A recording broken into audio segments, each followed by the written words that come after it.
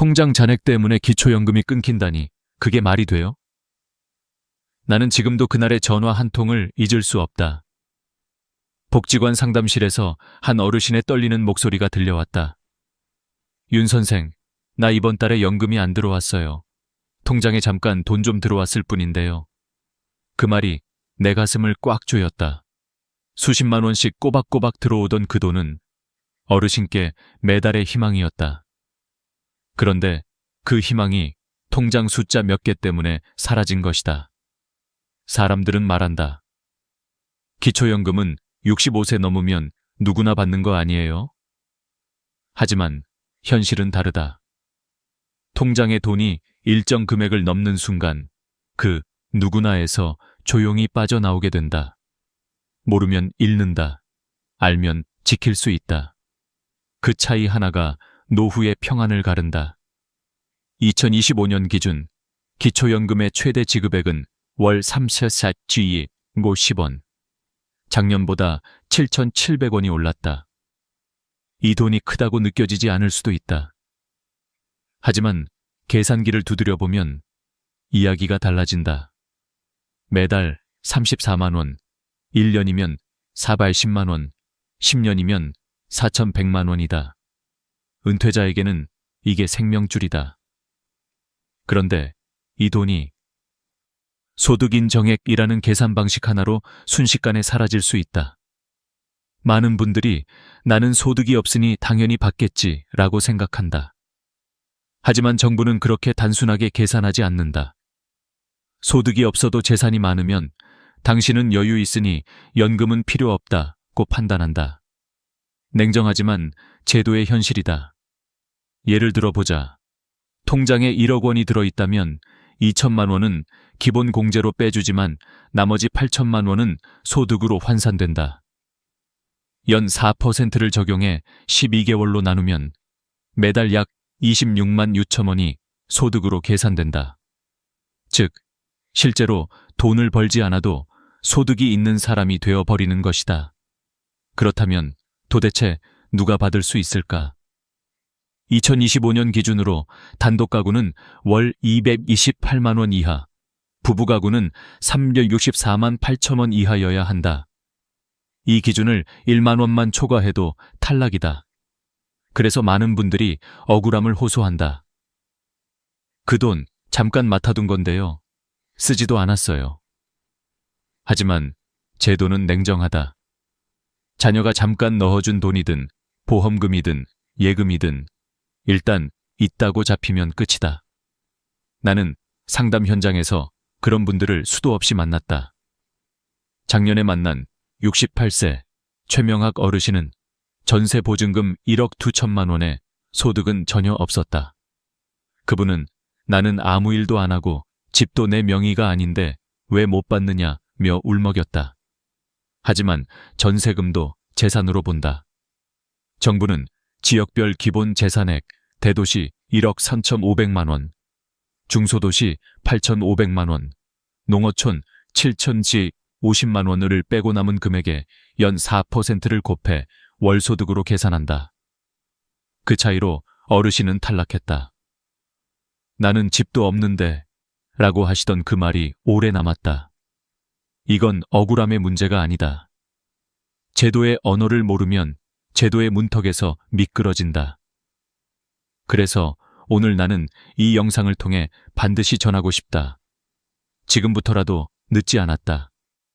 기초연금은 단순히 돈이 아니라 삶의 여유를 되찾는 권리다. 그 권리를 지키기 위해선 제도의 구조를 이해해야 한다. 가장 먼저 알아야 할 건 기초연금은 소득만으로 판단하지 않는다는 사실이다. 정부는 소득 플러스 재산을 합쳐 소득 인정액, 소득 환산 기준을 계산한다. 예금, 보험금, 자동차, 전세보증금, 심지어 가족이 잠깐 넣은 돈까지도 이 계산에 포함된다. 즉, 재산이 많으면 소득이 없어도 탈락이고 재산이 적어도 일정 소득이 있으면 역시 탈락이다. 그런데 여기서 중요한 변화가 하나 더 있다. 2025년부터 근로소득 공제액이 112만 원으로 인상됐다. 예를 들어 월급이 300만 원인 경우 112만 원을 먼저 빼고 남은 188만 원의 30%를 추가로 공제한다. 결국 실제 소득으로 잡히는 금액은 131만 6천 원이다. 즉, 예전보다 더 많은 사람이 기준 안으로 들어올 수 있게 된 것이다. 나는 이 제도가 공정하다고 믿지 않는다. 그러나 현명하게 이용할 수는 있다고 믿는다. 누군가는 모르고 잃고 누군가는 알아서 챙긴다. 그 차이는 공부의 차이이고 관심의 차이다. 그리고 그 작은 차이가 은퇴 후 10년의 삶을 바꾼다. 그러니 지금 이 순간 꼭 한번 생각해 보시라. 내 통장에는 혹시 나도 모르게 기준을 넘는 돈이 들어있지 않은가? 그 돈이 나를 편하게 만드는 게 아니라 오히려 기초연금의 문을 닫게 만드는 열쇠가 될 수도 있다. 이제부터 본격적으로 살펴보자. 도대체 어떤 실수들이 연금을 끊어버리는 걸까? 그리고 그 실수들을 피할 수 있는 방법은 무엇일까? 당신이 몰랐던 9가지 함정, 지금부터 하나씩 밝혀드리겠다. 나는 은행 창구에서 오랫동안 일하면서 수없이 같은 장면을 보았다. 상담 테이블 너머로 어르신이 조심스레 물었다. 이거 잠깐 넣었다 빼면 괜찮죠? 그리고 몇 달 뒤 그분의 표정은 완전히 달라졌다. 윤 선생, 기초연금이 끊겼어요. 그냥 자식 통장 좀 도와준 건데요. 이건 단순한 오해가 아니다. 정말 많은 분들이 몰라서 손해를 본다. 그래서 지금부터 말씀드릴 9가지 실수는 반드시 기억하셔야 한다. 단 하나라도 해당되면 연금이 끊길 수 있다. 첫 번째 실수, 가족 간의 돈 이동. 잠깐 맡겼다가 돌려받았을 뿐인데요. 이렇게 말해도 통하지 않는다. 국민연금공단은 이체 기록을 증여로 볼 수 있다.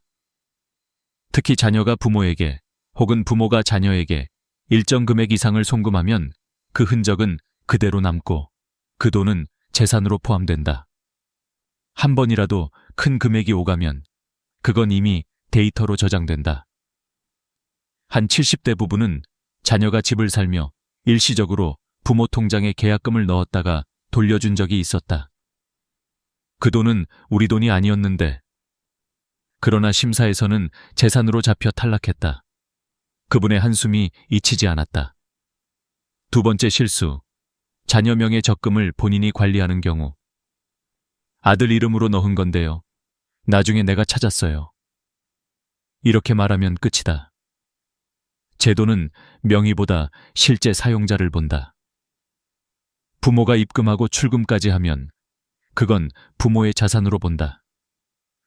실제로 한 어머니가 이런 이유로 연금 전액 삭감 판정을 받았다.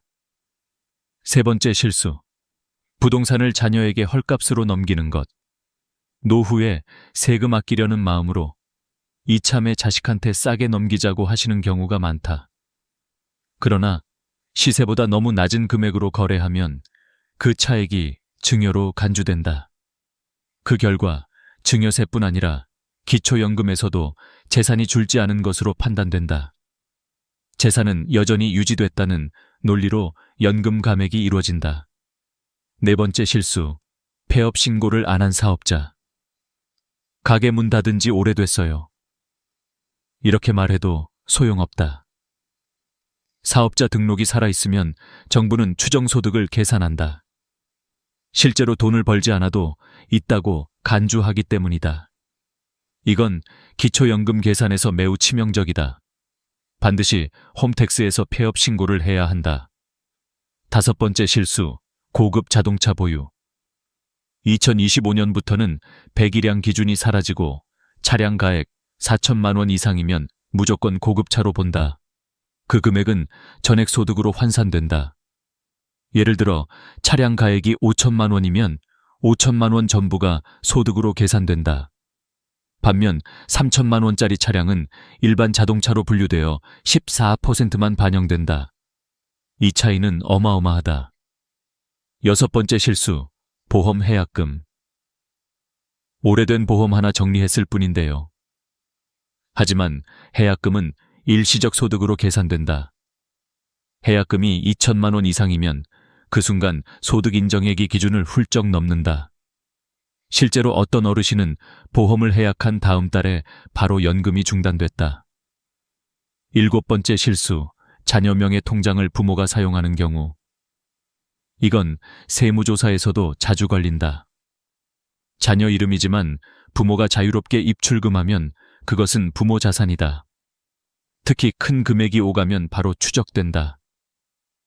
국민연금공단은 금융거래 데이터를 국세청과 연동해보기 때문에 숨길 수 없다. 8번째 실수, 월세 수입을 신고하지 않는 것. 그냥 조용히 받으면 모르겠지 라고 생각하지만 요즘은 국세청과 연계돼 자동으로 파악된다. 신고하지 않으면 오히려 불이익이다. 소득이 잡히는 순간 연금은 바로 탈락이다. 9번째 실수, 최근 5년간 재산 정리 기록. 기초연금은 현재만 보는 게 아니다. 최근 5년간의 금융거래와 부동산 변동을 모두 살펴본다.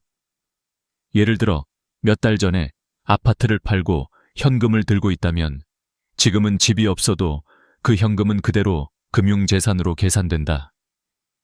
그 돈 다 썼어요 라고 말해도 그 사용 내역을 증명하지 못하면 끝이다. 이 9가지 실수 중 하나라도 걸리면 기초연금은 단 한 푼도 받을 수 없다. 하지만 좋은 소식도 있다. 이건 되돌릴 수 있다. 지금부터라도 바꾸면 된다. 제도를 이해하고 증거를 남기고 기준을 충족시키면 다시 받을 수 있다. 한 가지 분명한 진실은 이것이다. 기초연금은 가난한 사람에게 주는 돈이 아니라 제도를 이해한 사람에게 돌아가는 권리라는 사실이다. 지금부터는 이 권리를 잃지 않기 위해 우리가 어떤 준비를 해야 하는지 하나씩 짚어보겠다.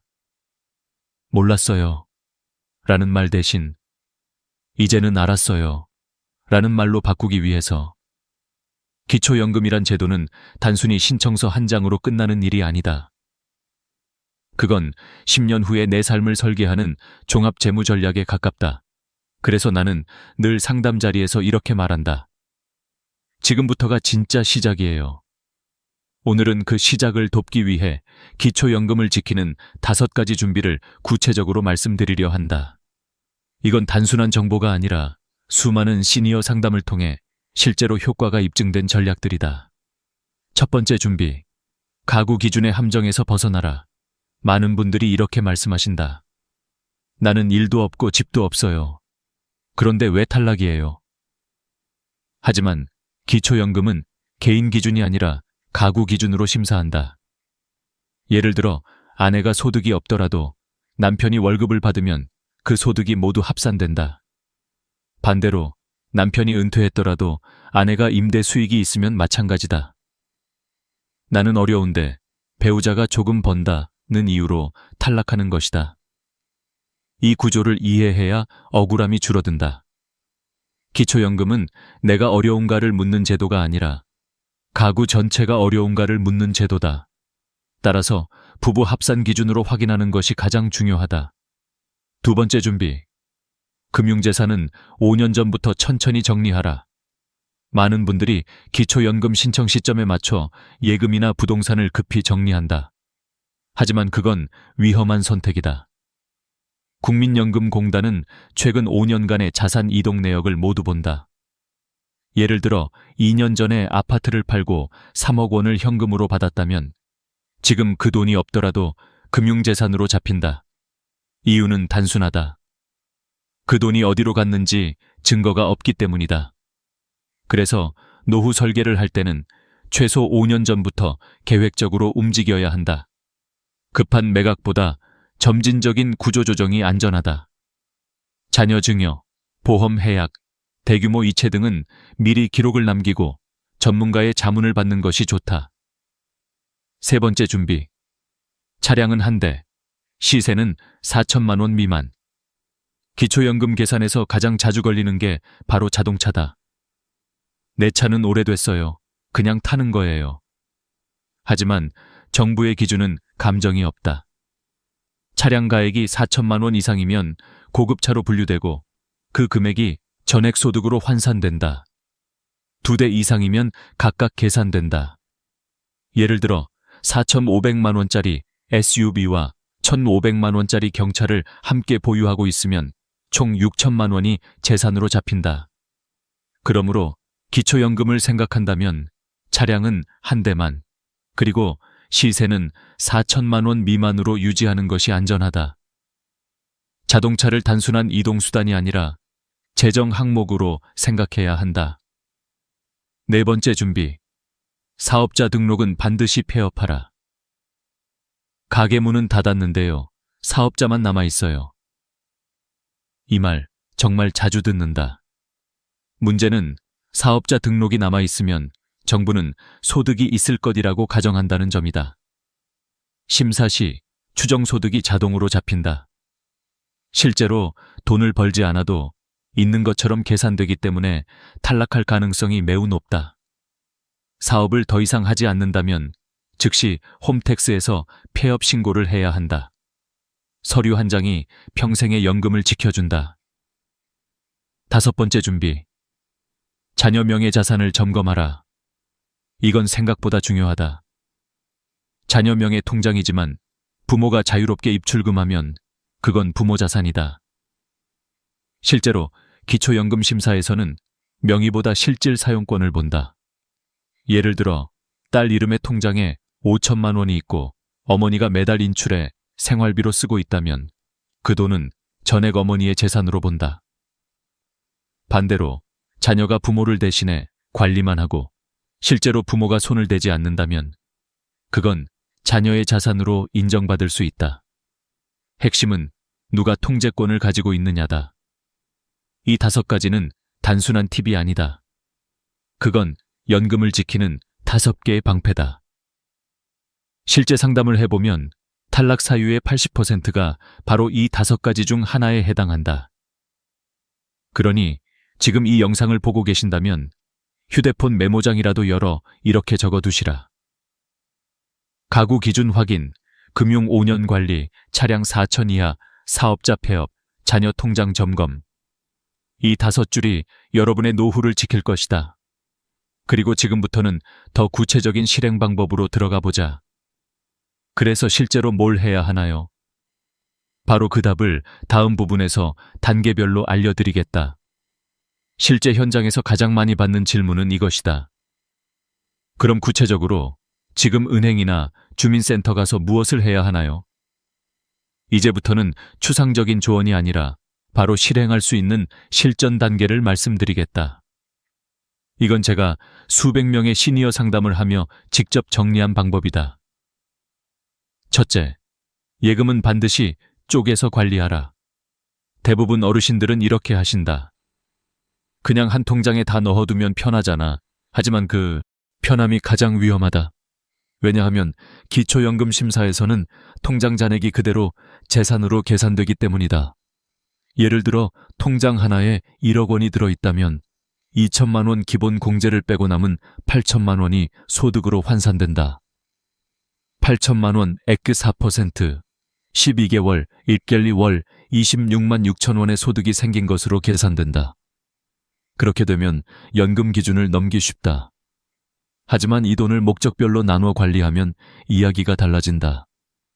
생활비 통장, 공과금 통장, 자녀 지원 통장 등으로 구분해 관리하면 단순한 저축이 아니라 생활자금으로 인정받을 가능성이 높아진다. 단 주의해야 할 점이 있다. 단순히 통장을 여러 개 만든다고 되는 게 아니다.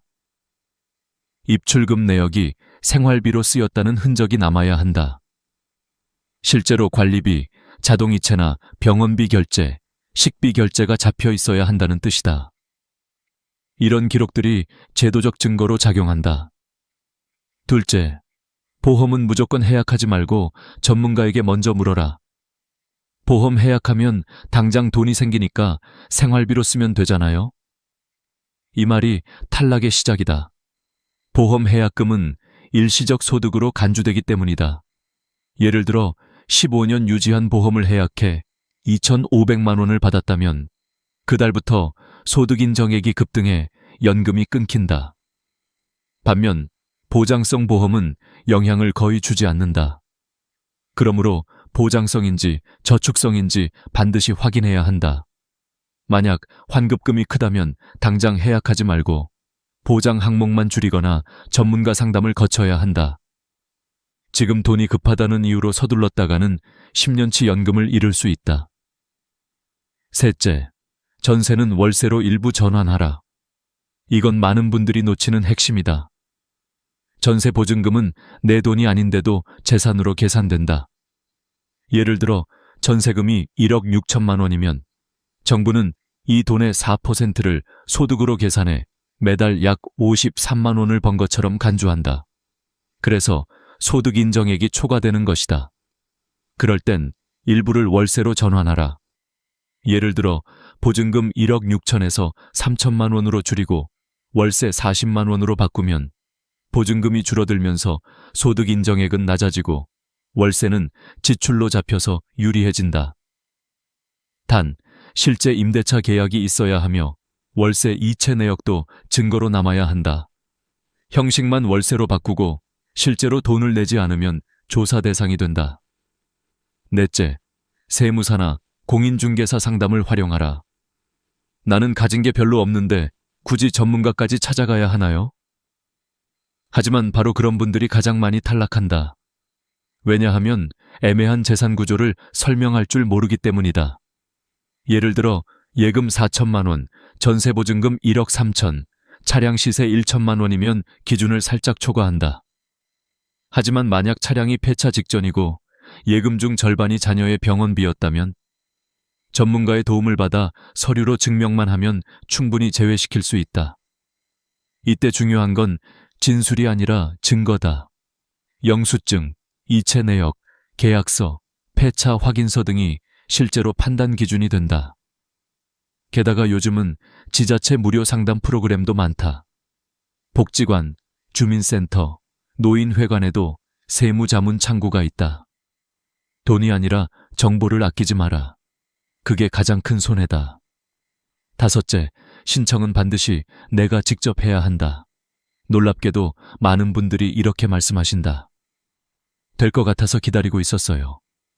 하지만 기초연금은 자동 지급이 아니다. 신청하지 않으면 100% 탈락이다. 심지어 서류 하나 빠졌다고 탈락하는 경우도 많다. 예를 들어 건강보험료 납부 내역서가 누락되거나 오래된 CMA 계좌를 제출하지 않아도 은닉재산으로 판단된다. 그래서 신청 전 반드시 4가지를 확인해야 한다. 1. 기초생활수급자 및 돌봄 서비스 중복 여부. 2. 건강보험료 납부 금액. 3. 모든 금융계좌 내역. 4. 배우자 소득 및 재산 합산 여부. 이 4가지가 완벽히 준비돼야 심사에서 안전하다. 기초연금은 기다린다고 생기지 않는다. 움직이는 사람에게만 주어진다. 그리고 그 움직임은 거창할 필요가 없다. 주민센터 한 번, 방문, 서류 몇 장 제출, 그리고 내 이름으로 신청서에 사인 한 번. 그게 노후의 안정으로 이어진다. 이쯤에서 여러분에게 묻고 싶다. 혹시 지금 내가 받을 수 있는 연금을 놓치고 있지 않은가? 그렇다면 지금이 바로 움직일 때다.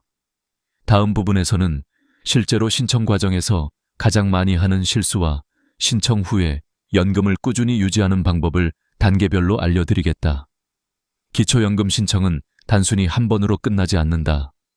많은 분들이 이제 신청했으니 됐겠지 하고 안심하지만 그게 바로 2번째 실수의 시작이다. 신청 이후에도 꾸준히 관리하지 않으면 연금이 중단되거나 금액이 줄어드는 경우가 적지 않다. 이제부터 말씀드릴 내용은 실제 신청 후에 연금을 오래 안전하게 유지하기 위한 관리 전략이다. 첫째, 5년간의 금융 흐름을 투명하게 남겨라. 기초연금은 단 한 번의 심사로 끝나지 않는다. 정기적으로 재심사가 이루어진다. 특히 재산 변동, 보험 해약, 부동산 거래 등이 있으면 즉시 확인된다. 그래서 통장 거래 내역, 계좌 간 이체 기록, 현금 인출 내역 등을 깔끔하게 정리해두는 게 좋다. 예를 들어 자녀가 생활비를 보냈다면 생활비 메모를 남기고 병원비로 인출했다면 영수증을 함께 보관하라. 이런 세세한 기록들이 재심사 때 이건 단순한 소비였다 는 증거로 작용한다. 한 72세 어르신은 3년 전 자녀가 결혼할 때 도와주기 위해 2천만 원을 송금했다가 그것이 증여로 오해받아 연금이 중단된 적이 있다. 하지만 나중에 결혼식 계약서와 이체 내역을 제출하자 다시 회복됐다. 기록은 곧 방패다. 둘째, 자동차는 상태가 바뀌면 바로 신고하라. 자동차를 폐차했거나 팔았다면 그 즉시 구청이나 국민연금공단에 변경 신고를 해야 한다. 이유는 단순하다. 연금심사는 til 2년 전 데이터를 기준으로 하는 경우가 많다. 이미 팔았는데도 시스템에선 보유 중으로 잡혀 있으면 탈락한다. 자동차는 단순한 이동수단이 아니라 연금 계산의 변수다. 그러니 변화가 생기면 바로 신고하는 습관을 들이자. 셋째, 가족 간 금전 거래는 반드시 증거를 남겨라. 아들한테 돈 빌려줬는데요. 나중에 돌려받았어요. 이 말이 아무리 진심이라도 증거가 없으면 증여로 본다. 그래서 돈을 빌려줄 때는 간단히라도 차용증을 작성해야 한다. 차용증에는 금액, 날짜, 상환 계획을 적고 서로 서명하면 된다. 그게 없다면 무상 이전으로 판단되어 기초연금이 끊길 수 있다. 한 68세 부부는 딸 결혼자금 5천만 원을 빌려줬다가 차용증이 없어 연금이 중단되었다. 하지만 뒤늦게 증빙을 제출한 후 복구되었다. 제도는 감정이 아닌 서류로 움직인다. 넷째, 보험을 새로 가입할 때도 신중하라. 의외로 많은 분들이 연금 수령 중에도 새로운 보험 상품을 가입한다. 문제는 일부 저축성 보험이 추가 재산으로 간주되어 재심사 시 불이익이 생긴다는 것이다. 특히 만기 환급형 상품은 예금성 자산으로 분류되므로 피해야 한다. 반면 의료실비, 암보험, 장기요양보험 등 순수 보장성 보험은 문제없다. 요약하자면 만기 환급금이 있다면 조심하라. 새로운 보험을 가입할 때는 반드시 담당 공무원이나 금융 전문가에게 이게 소득 인정액에 포함되나요? 라고 확인하라.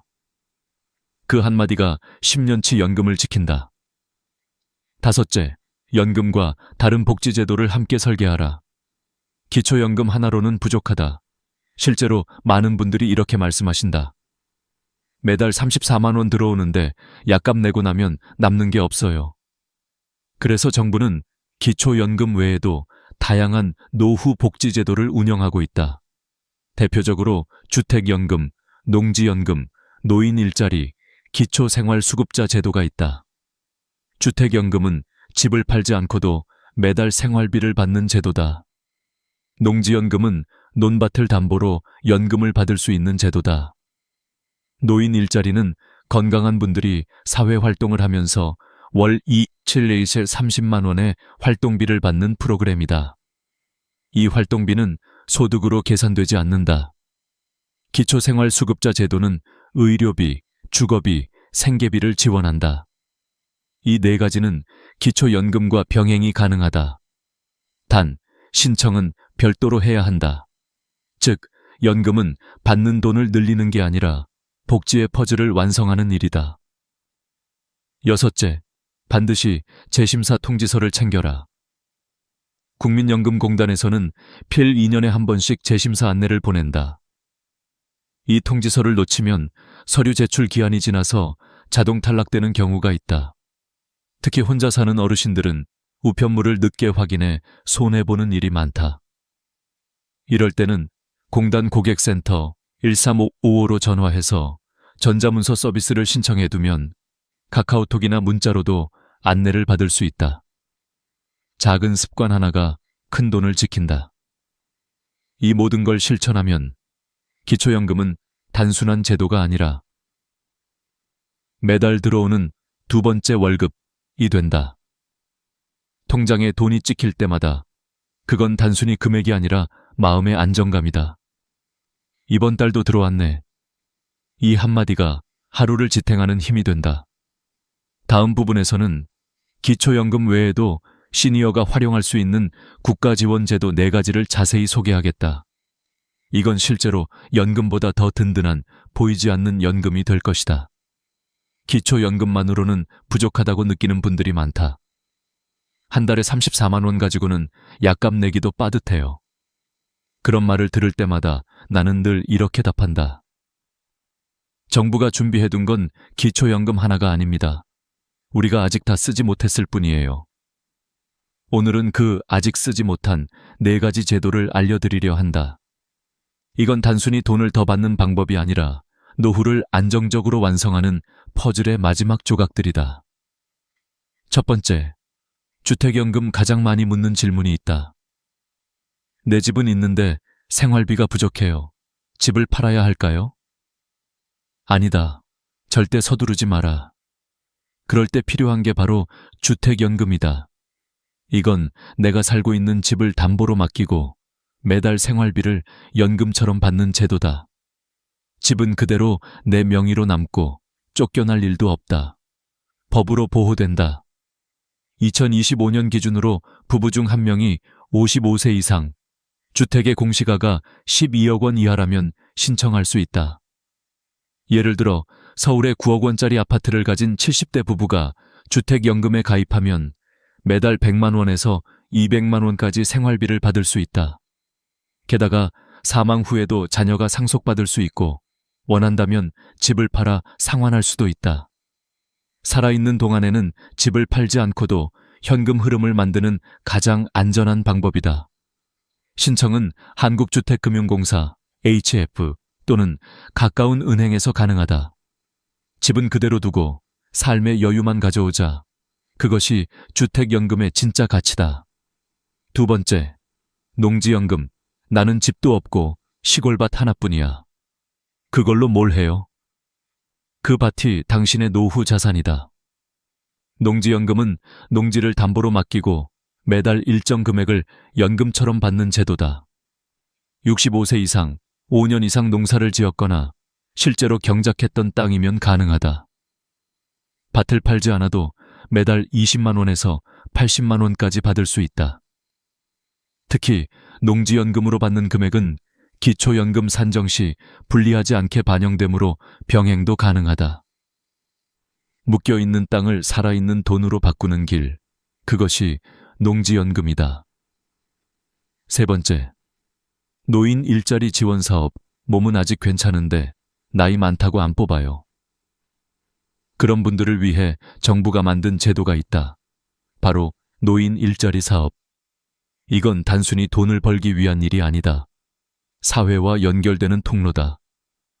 예를 들어 초등학교 앞에서 아이들을 안전하게 돕는 등하교 도우미, 복지관이나 공원에서 환경정리, 취약계층 어르신을 찾아가는 돌봄 서비스 등. 하루 2-3시간, 주 3회만 일하면 한 달 약 27만에 30만 원을 받을 수 있다. 놀라운 건 이 돈이 기초연금 소득으로 계산되지 않는다는 점이다. 즉, 기초연금도 받고 활동비도 받을 수 있다. 몸도 움직이고 마음도 외롭지 않고 지갑도 든든해지는 일석삼조의 기회다. 신청은 매년 11월, 12월 사이 복지로 사이트나 주민센터에서 가능하다. 나는 아직 사회의 일원이다. 이 확신이 노후를 지탱한다. 네 번째, 기초생활수급자 제도. 많은 분들이 이렇게 말한다. 나는 자식도 있고 집도 있으니까 그건 나랑 상관없어요. 하지만 기초생활수급자 제도는 단순히 가난한 사람만을 위한 게 아니다. 실제로는 일정 조건을 충족하면 충분히 신청할 수 있다. 의료비, 주거비, 생계비를 지원받을 수 있고 병원비가 거의 무료에 가깝다. 수술비, 약값까지 지원된다. 주거급여로 월세 20만 원 가까이 보조받을 수도 있다. 생계급여는 현금으로 매달 50만 원 이상이 들어온다. 게다가 자녀가 따로 살고 있고 경제적으로 도움을 주지 않는다면 부양 의무자 기준이 완화되어 선정될 가능성이 높다. 무조건 안 될 거라 생각하지 말고 혹시나가 다행히로 바뀔 수 있는 기회로 보자. 이 네 가지는 모두 기초연금과 함께 설계할 수 있다. 즉, 하나의 제도로 끝나는 게 아니라 서로 연결된 노후 생태계다. 이걸 제대로 아는 사람은 안정된 노후를, 모르는 사람은 불안한 노후를 맞는다. 결국 지식이 연금이다. 이제 마지막으로 오늘 이야기를 한 줄로 정리해드리겠다. 기초연금은 신청이 아니라 설계다. 지식을 쌓고 준비한 사람만이 매달 통장에 찍히는 그 한 줄의 숫자에 마음의 안정을 더할 수 있다. 여러분, 지금이 바로 그 준비의 시작이다. 오늘 영상이 마음에 와닿으셨다면 주변의 부모님, 친구, 이웃에게 공유해주세요. 이건 당신이 꼭 알아야 할 이야기야. 그 한마디가 누군가의 노후를 지켜줄지도 모릅니다. 항상 여러분의 편에서 여러분의 노후를 응원하겠습니다. 저는 윤정이었습니다. 다음 영상에서 또 뵙겠습니다. 구독과 좋아요는 여러분의 마음을 나누는 가장 따뜻한 방법입니다. 사람이 세상을 떠나면 가족들은 장례식장을 찾아 3일 동안 빈소를 지킵니다. 그건 너무나 당연한 일이라 생각하죠. 그런데 말입니다. 이제 그 3일장이 점점 사라지고 있습니다. 조문객이 줄고 가족끼리만 조용히 치르는 하루장, 혹은 아예 장례식장 없이 화장장으로 바로 가는 경우도 늘고 있습니다. 예전 같으면 상상도 못할 일이죠. 저는 오랜 세월 환자들의 마지막 순간을 지켜보며 죽음의 풍경이 얼마나 바뀌었는지를 똑똑히 보았습니다. 의료가 발전하면서 사람들은 집이 아닌 병원에서 세상을 떠나게 되었고, 그때부터 장례의 의미도 조금씩 달라지기 시작했습니다. 예전엔 마을 전체가 모여 슬픔을 나누었지만 이제는 병원 안에서 가족 몇 명만 함께합니다. 그리고 발인까지 단 하루장이 새로운 표준이 되어가고 있죠. 3일장은 단순히 시간을 보내는 절차가 아니었습니다. 고인을 기리고 조문객이 찾아와 인연을 정리하는 사회적 의례였습니다. 하지만 지금은 그 의미가 점점 희미해지고 있습니다. 시간이 없고 사람들이 멀리 있고 조문 문화도 사라지고 있기 때문입니다. 그렇다면 이제 우리는 왜 여전히 3일장을 고집하고 있을까요? 그리고 정말 하루 만에 끝내는 장례가 나쁜 걸까요?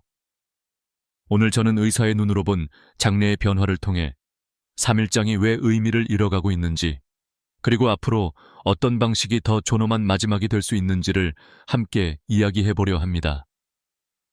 죽음은 피할 수 없지만 그 마지막을 어떻게 보낼지는 우리가 선택할 수 있습니다. 이 이야기가 당신이 사랑하는 사람의 마지막을 준비하는데 작은 도움이 되길 바랍니다. 3일장의 역사와 의미, 우리가 알고 있는 3일장의 뿌리는 조선시대 유교 장례 문화에서 비롯되었습니다. 그 시절 사람의 죽음은 단순한 이별이 아니라 삶의 또 다른 시작으로 여겨졌습니다. 그래서 죽음에는 반드시 시간이 필요하다고 생각했습니다.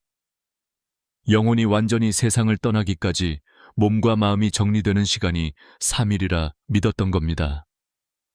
조선시대 유교에서는 예와 인이 중요했죠. 사람이 세상을 떠나면 남은 가족은 그동안 받은 사랑과 은혜를 갚는다는 뜻으로 최대한 공손하게 정성껏 장례를 치렀습니다. 그래서 3일 동안은 고인의 혼을 모시며 슬픔을 다스리는 기간이었고, 동시에 가족과 이웃이 인간관계의 마지막 예의를 나누는 시간이었습니다. 이틀 동안은 마을 사람들이 조문을 왔습니다. 황주를 하고 이웃은 음식을 나누며 함께 고인의 삶을 이야기했죠. 이런 공동체적 장례 문화는 사람을 떠나보내며 함께 슬퍼하는 것이 그 자체로 치유라고 믿었기 때문입니다. 첫째 날, 초빈, 고인 운구, 염습, 빈소 마련. 둘째 날, 조문, 지인 방문, 제례, 마지막 작별 인사. 셋째 날, 발인, 상여 행렬, 화장 또는 매장, 제사. 이 세 날은 각각의 역할이 분명했습니다. 첫날은 몸과의 이별, 둘째 날은 사람들과의 이별, 셋째 날은 세상과의 이별이었죠. 하지만 이런 전통은 산업화와 함께 서서히 변했습니다. 1960년대까지만 해도 대부분의 장례가 집에서 이루어졌습니다. 그러다 병원 사망률이 급격히 높아지면서 집 대신 장례식장이 생겼죠. 이때부터 장례는 마을의 공동의식이 아니라 서비스화된 절차로 변하기 시작합니다. 병원과 연결된 장례식장이 늘어나면서 3일장은 하나의 표준 상품이 되었습니다. 식장 임대료, 안치료, 재단 비용, 음식, 조문객 응대까지 모두 3일 패키지로 정형화된 겁니다.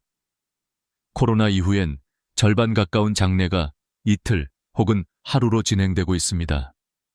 제가 장례식장 관계자에게 들은 이야기입니다. 요즘은 첫날 저녁에 모여 다음날 아침 발인하는 게 일반적입니다. 조문객이 거의 없으니까요. 그만큼 3일장은 형식만 남은 절차가 되어가고 있습니다. 하지만 우리가 기억해야 할 건 3일장의 본래 의미는 시간이 아니라 마음이었다는 겁니다. 3일장은 형식이 아니라 사람을 떠나보내는 시간이었다. 그러나 현실은 변했습니다. 조문 문화가 사라지고 가족의 형태가 달라지면서 이제 그 3일이 더 이상 예전 같은 의미를 갖지 못합니다. 그렇다면 지금 3일장이 왜 점점 사라지고 있는 걸까요? 단순히 시간이 부족해서일까요? 아니면 우리가 죽음을 대하는 태도 자체가 변했기 때문일까요? 이제 다음 장에서는 3일장이 의미를 잃어가는 진짜 이유를 의학적, 사회적 관점에서 함께 살펴보겠습니다. 예전엔 장례식장 복도가 사람들로 붐볐습니다. 이웃, 직장 동료, 친척, 친구들까지 하루 종일 조문객이 이어졌죠. 상주는 손이 닳도록 인사를 하고 부의금 봉투가 쌓여갔습니다. 고인의 삶을 기억하는 사람들의 발걸음이 그렇게 3일 동안 이어졌습니다. 하지만 지금은 다릅니다. 빈손은 조용합니다. 조문객 대신 휴대전화 메시지가 오갑니다. 삼가 고인의 명복을 빕니다. 짧은 한 줄이 마음을 대신합니다. 3일장을 지켜야 할 이유가 하나씩 사라지고 있는 겁니다. 가장 큰 이유는 조문 문화의 변화입니다. 스마트폰 하나로 문상을 대신하는 시대. 예전에는 직접 찾아가는 것이 예의였지만 이제는 문자 한 통이면 충분하다고 생각합니다. 사회적 관계가 좁아지고 가족 중심의 인간관계가 늘어나면서 조문객을 기다릴 필요가 점점 사라지고 있습니다. 예전엔 한 사람의 죽음이 마을 전체의 슬픔이었지만 지금은 가족의 일로만 남습니다. 슬픔이 공동체에서 개인으로 옮겨간 것이죠. 두 번째 이유는 의료 환경의 변화입니다. 대부분의 사람들이 병원에서 세상을 떠납니다. 집에서 임종하는 경우는 10명 중 1명도 되지 않습니다. 죽음이 집에서 멀어지면서 장례도 함께 변했습니다. 병원 안에서 생명이 멈추고 바로 장례식장으로 연결됩니다. 의료 절차가 곧 장례 절차가 된 셈이죠. 시간은 짧고 이별은 급합니다. 의학이 발전할수록 죽음은 의식이 아니라 행정 절차로 바뀌어가고 있습니다. 세 번째 이유는 경제적인 부담입니다.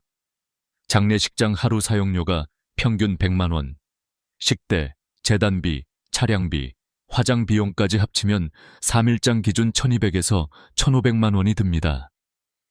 조문객이 많을 땐 부의금으로 충당됐지만 요즘은 오히려 적자입니다. 조문객은 줄었고 비용은 그대로입니다. 결국 경제적 현실이 장례의 길이를 결정하게 된 것이죠. 네 번째 이유는 가족 구조의 변화입니다. 예전엔 대가족이 모여 상가를 지켰지만 지금은 대부분 핵가족이나 1인 가구입니다. 장례를 치러야 할 상주가 노부모 단둘이거나 자녀가 해외에 있는 경우도 많습니다. 가족이 줄어든 만큼 장례도 작아지고 간소화됩니다. 다섯 번째 이유는 코로나입니다. 팬데믹 시절 정부의 모이지 말라는 지침이 장례 문화까지 바꿔버렸습니다. 그때 생겨난 것이 온라인 조문과 비대면 발인입니다. 휴대전화로 조의금을 보내고 영상통화로 마지막 인사를 전하는 시대가 된 겁니다. 거리두기의 시대는 사람의 마음까지 멀어지게 만들었습니다. 그리고 마지막 여섯 번째 이유는 죽음을 바라보는 우리의 태도가 달라졌기 때문입니다. 예전에는 죽음이 두렵고 멀리 해야 할 존재였습니다. 그래서 장례식은 슬픔과 두려움의 공간이었죠. 하지만 요즘 세대는 죽음을 자연스러운 과정으로 받아들입니다. 어떤 이들은 생전에 자신의 장례를 미리 치르기도 합니다. 친구들을 초대해 인생을 돌아보고 감사의 편지를 나누는 생전 장례식이 등장한 이유입니다. 죽음은 이제 공포의 대상이 아니라 삶의 한 장면이 되었습니다. 사람들이 더 이상 얼마나 오래 슬퍼하느냐보다 어떻게 기억되느냐를 중요하게 여기기 시작한 겁니다. 3일장이 사라지는 이유는 단순히 시간이 부족해서가 아니라 사람들의 마음이 이미 다른 곳을 향하고 있기 때문입니다. 형식에서 의미로, 시간에서 진심으로 초점이 옮겨지고 있는 것입니다. 이제 가족들은 보여주기 위한 장례보다 조용히, 따뜻하게, 자신들만의 방식으로 마지막을 준비합니다. 어떤 가족은 하루 동안 고인의 영상을 틀고 음악을 들으며 그 사람의 삶을 이야기합니다. 누군가는 편지를 읽고 누군가는 고요히 웃습니다. 그 하루가 깊고 진심으로 채워질 때 그것은 단 하루의 장례가 아니라 평생의 기억이 됩니다. 3일장이 사라진다는 건 단순히 옛 풍습이 사라지는 게 아닙니다. 그것은 우리가 죽음을 대하는 태도가 바뀌고 있다는 신호입니다. 의학의 발전, 사회의 변화, 비용의 압박, 가족의 형태, 그리고 인간의 마음까지 모두 변하고 있습니다. 그리고 이 변화 속에서 우리는 묻게 됩니다. 정말 3일이 아니면 안 되는 걸까? 진심이 있다면 하루여도 괜찮지 않을까? 다음 장에서는 이렇게 변화한 사회 속에서 새롭게 떠오르고 있는 장례의 형태, 일일장, 가족장, 그리고 생전 장례식과 자연장의 모습을 함께 살펴보겠습니다. 그 속에는 단순히 시간을 줄이는 것이 아니라 사람을 존엄하게 떠나보내는 새로운 방식이 담겨 있습니다. 3일장이 점점 사라지고 있습니다. 그 자리를 대신하는 건 단순히 간소화된 장례가 아닙니다. 전혀 새로운 이별의 문화가 태어나고 있는 것이죠. 오늘은 그 변화의 중심에 있는 일일장, 가족장, 그리고 생전 장례식 이야기를 드리려 합니다. 먼저 일일장입니다. 고인이 세상을 떠난 다음 날, 바로 화장과 안치를 마치는 방식입니다. 겉으로 보기엔 빠르고 차가워 보이지만 그 안에는 새로운 철학이 숨어 있습니다. 형식보다 진심, 절차보다 감정에 집중하는 장례. 조문객을 맞이하느라 바쁘게 인사하는 대신 가족이 고인의 곁에 온전히 머물러 있습니다. 한 자녀가 이렇게 말했습니다. 아버지 장례를 하루 만에 치렀지만 그 하루가 평생 잊히지 않을 만큼 깊었습니다. 슬픔을 길게 끄는 대신 진심을 온전히 담는 하루. 그것이 일일장이 가진 의미입니다. 장례의 길이가 아니라 마음의 밀도가 중요한 시대가 된 겁니다. 두 번째는 가족장입니다. 3일장보다 더 작고 조문객을 초대하지 않습니다. 가족끼리만 조용히 고인을 보내드리죠. 장례식장 대신 집이나 요양병원, 납골당에서 음악을 틀고 고인의 사진을 함께 보며 이야기를 나눕니다. 마치 생일 파티처럼 웃으며 추억을 나누기도 합니다. 장례식장의 번잡함을 피하고 고인을 편안하게 보내드리고 싶은 마음. 그것이 가족장이 주는 평온입니다.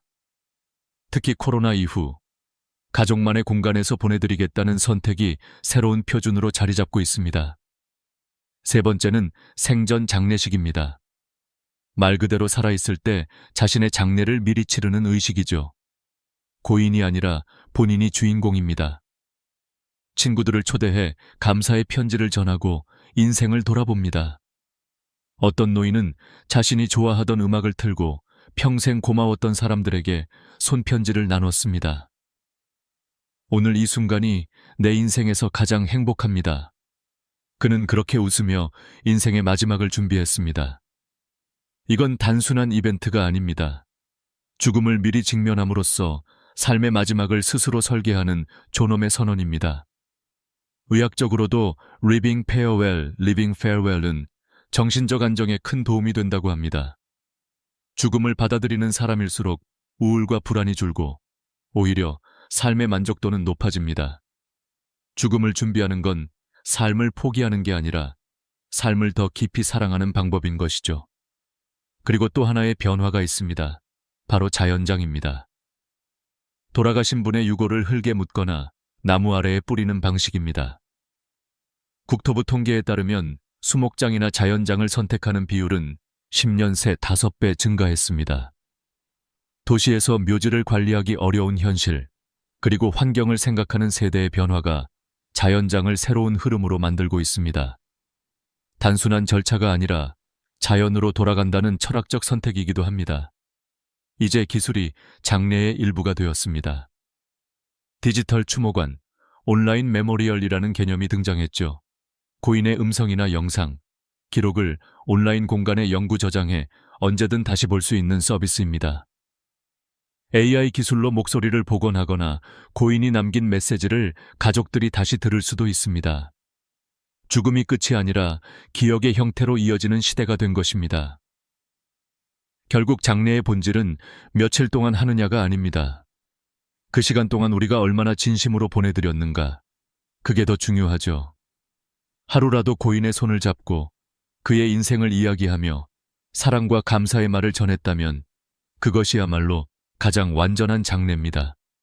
이제 장례는 더 이상 형식의 문제가 아닙니다. 어떻게 기억될 것인가, 어떻게 사랑을 남길 것인가의 문제로 바뀌고 있습니다. 3.1장은 시대의 상징이었습니다. 하지만 앞으로의 시대는 존엄한 죽음이 중심이 될 겁니다. 죽음을 두려워하지 않고 마지막 순간까지 스스로 선택하며 감사와 사랑으로 삶을 마무리하는 것. 그것이 현대 장례 문화가 나아가야 할 방향입니다. 그리고 저는 오랜 세월 의사로서 수많은 환자들의 마지막을 지켜보며 느꼈습니다. 가장 평화롭게 떠나는 사람들은 늘 마음의 준비가 되어 있던 분들이었습니다. 죽음을 미리 생각하고 남은 이들을 위한 마지막 인사를 남긴 분들. 그들의 얼굴에는 두려움 대신 고요함이 있었습니다. 이 변화의 중심에는 공통된 마음이 있었습니다. 죽음이 끝이 아니라 또 다른 사랑의 시작이다. 다음 장에서는 그렇게 바뀐 시대 속에서 좋은 죽음과 존엄한 이별을 위해 우리가 지금부터 준비해야 할 것들, 그 구체적인 방법에 대해 이야기해 보겠습니다. 좋은 죽음, 존엄한 이별. 우리는 그 단어들을 자주 듣지만 정작 그 의미를 깊이 생각해 본 적은 많지 않습니다. 그러나 의사로서 수많은 마지막을 지켜보며 깨달았습니다. 좋은 죽음은 결코 우연히 오지 않는다는 걸요. 그것은 준비된 삶의 결과였습니다. 의학은 생명을 연장시킬 수 있습니다.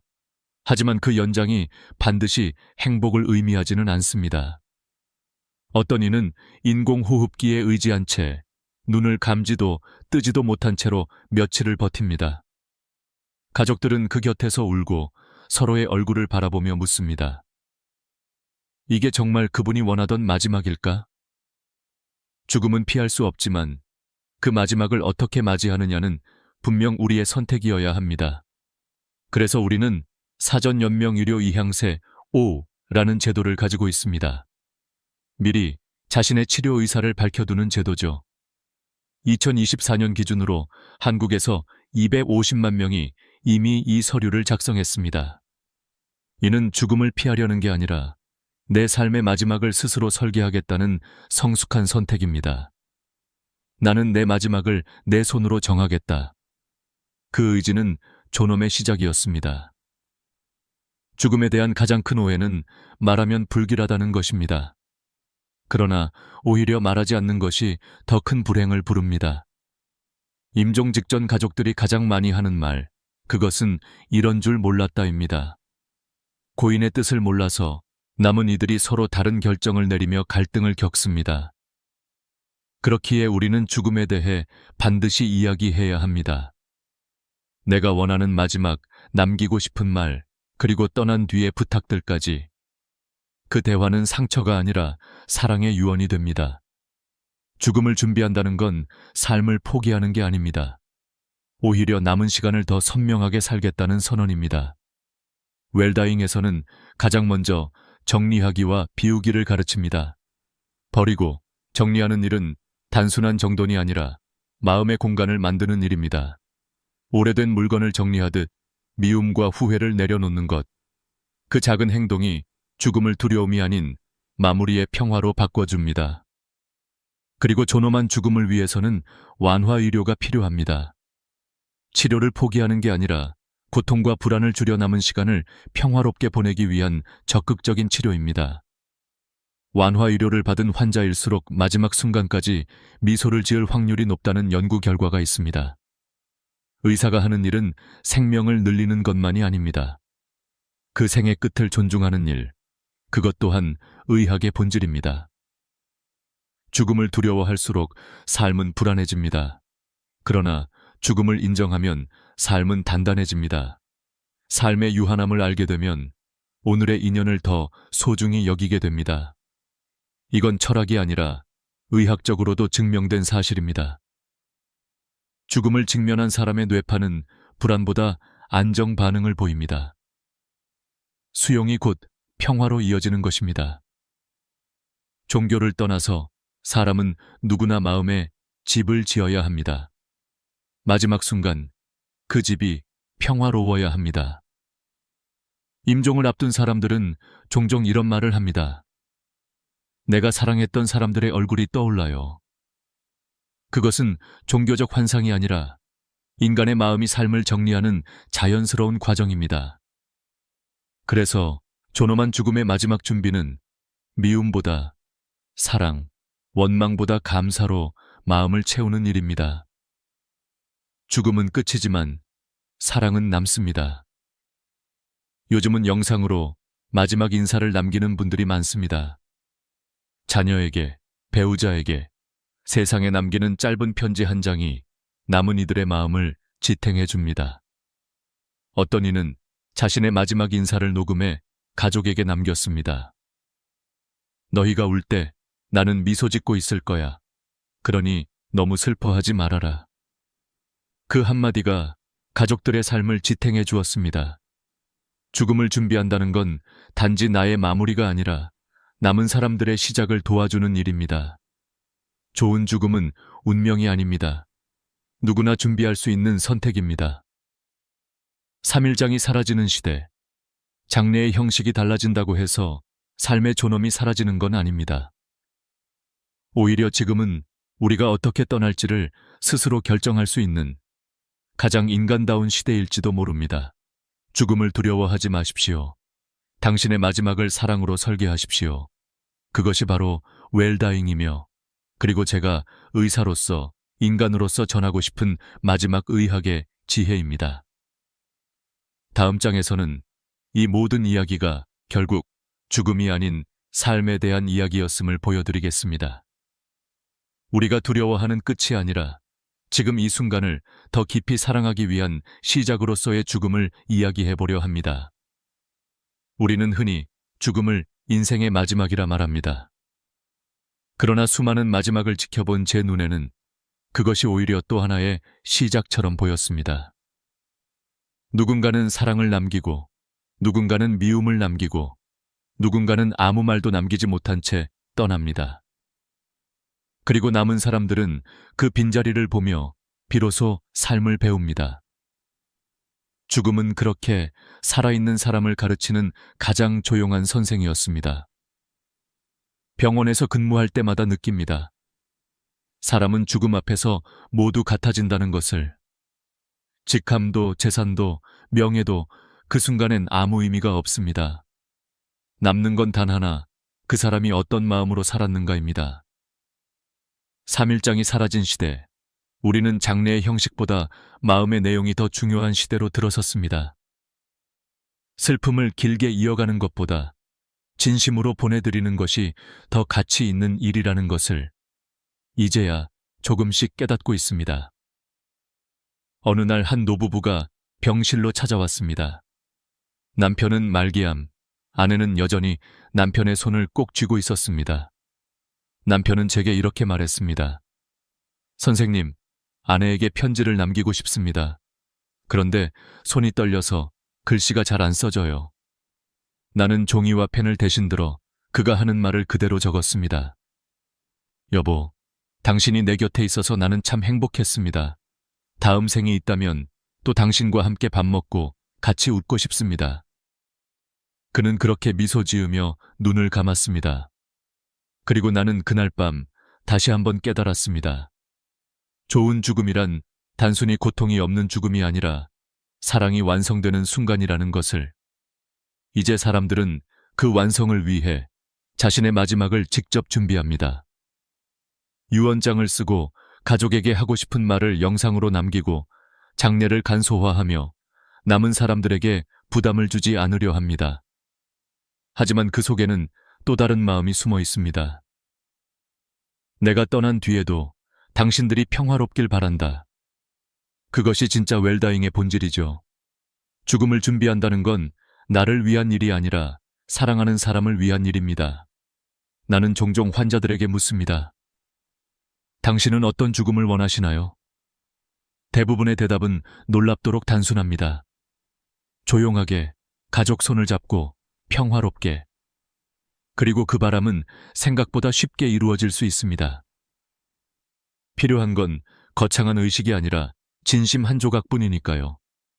요즘은 병원에서도 환자와 가족이 함께 마지막의 시간을 보내는 방이 있습니다. 인공호흡기를 떼고 조용한 음악을 틀고 서로의 손을 잡고 마음속 말을 전합니다. 사랑해요. 그동안 고마웠어요. 이제 편히 쉬세요. 그 몇 마디가 세상 모든 장례보다 깊은 의미를 가집니다. 어떤 장례식에도 없는 단 하나의 진심이 그 공간을 가득 채웁니다. 죽음은 피할 수 없지만 후회는 피할 수 있습니다. 오늘 내가 미안한 사람에게 용서를 구하고 고마운 사람에게 마음을 전하는 것, 그것이 바로 웰다잉의 시작입니다. 삶을 정리할수록 죽음은 두려움이 아니라 감사로 바뀝니다. 사람은 누구나 마지막 순간에 비슷한 말을 남깁니다. 조금만 더 사랑할 걸, 조금만 더 고맙다고 말할 걸. 그 후회가 쌓여 우리는 마침내 깨닫습니다.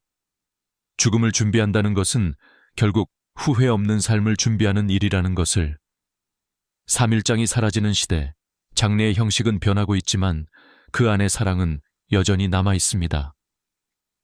오히려 지금은 더 인간다운 마지막을 선택할 수 있는 시대가 되었습니다. 죽음을 두려워하지 않고 그 안에서 삶의 의미를 되찾는 시대. 그것이 우리가 도착한 새로운 전환점입니다. 의사로서 그리고 한 사람으로서 저는 그 변화가 나쁘다고 생각하지 않습니다. 다만 바라는 것이 있다면 그 빠른 이별 속에서도 단 한순간만큼은 진심이 머물기를 바랍니다. 하루의 장례라도 좋습니다. 그 하루가 사랑과 감사로 채워진다면 그것은 3일장보다 깊은 의미를 가질 것입니다.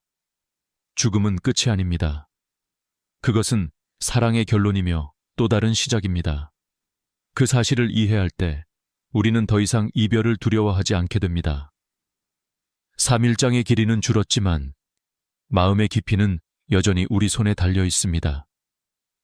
이제 다음 장에서는 이 모든 이야기를 마무리하며 우리가 지금부터 어떻게 존엄한 죽음을 준비할 수 있는지를 구체적으로 이야기해 보겠습니다.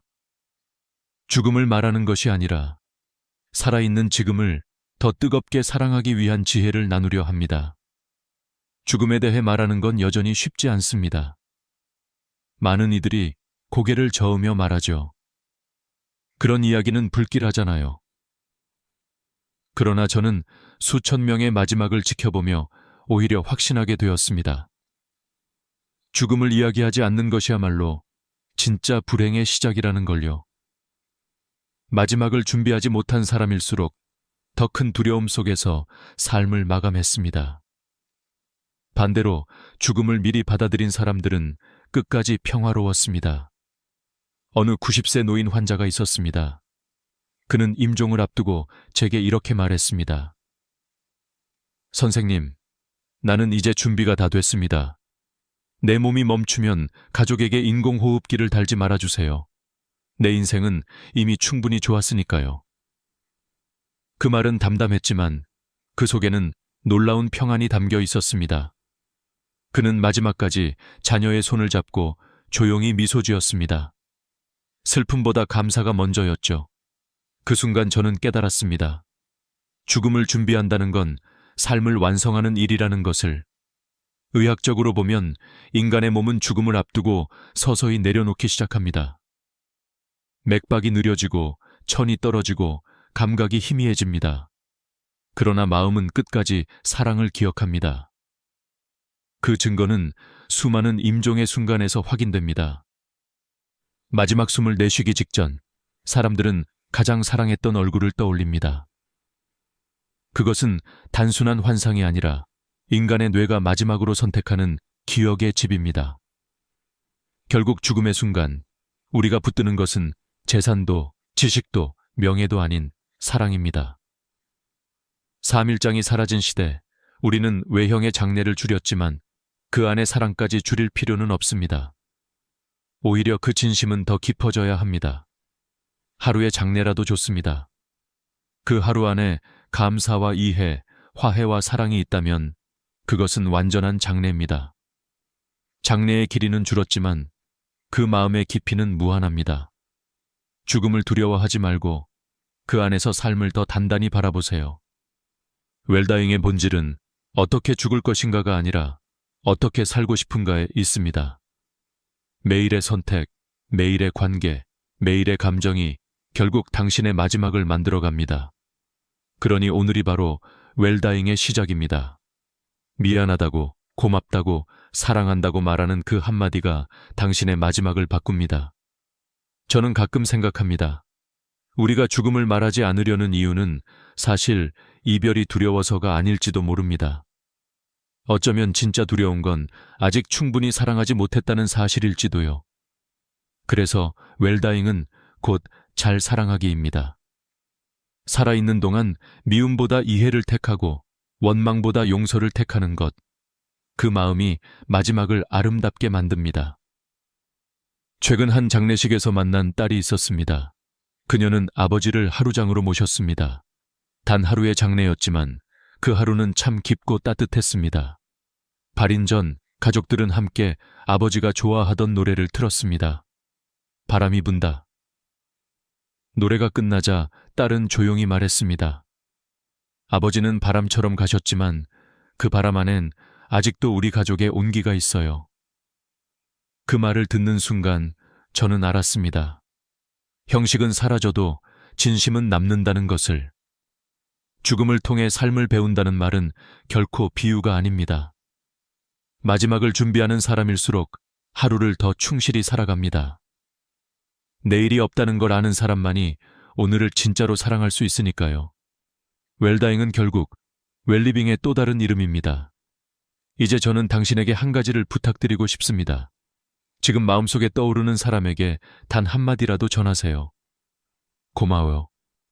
사랑해. 괜찮아. 그 짧은 말이 누군가의 내일을 바꿉니다.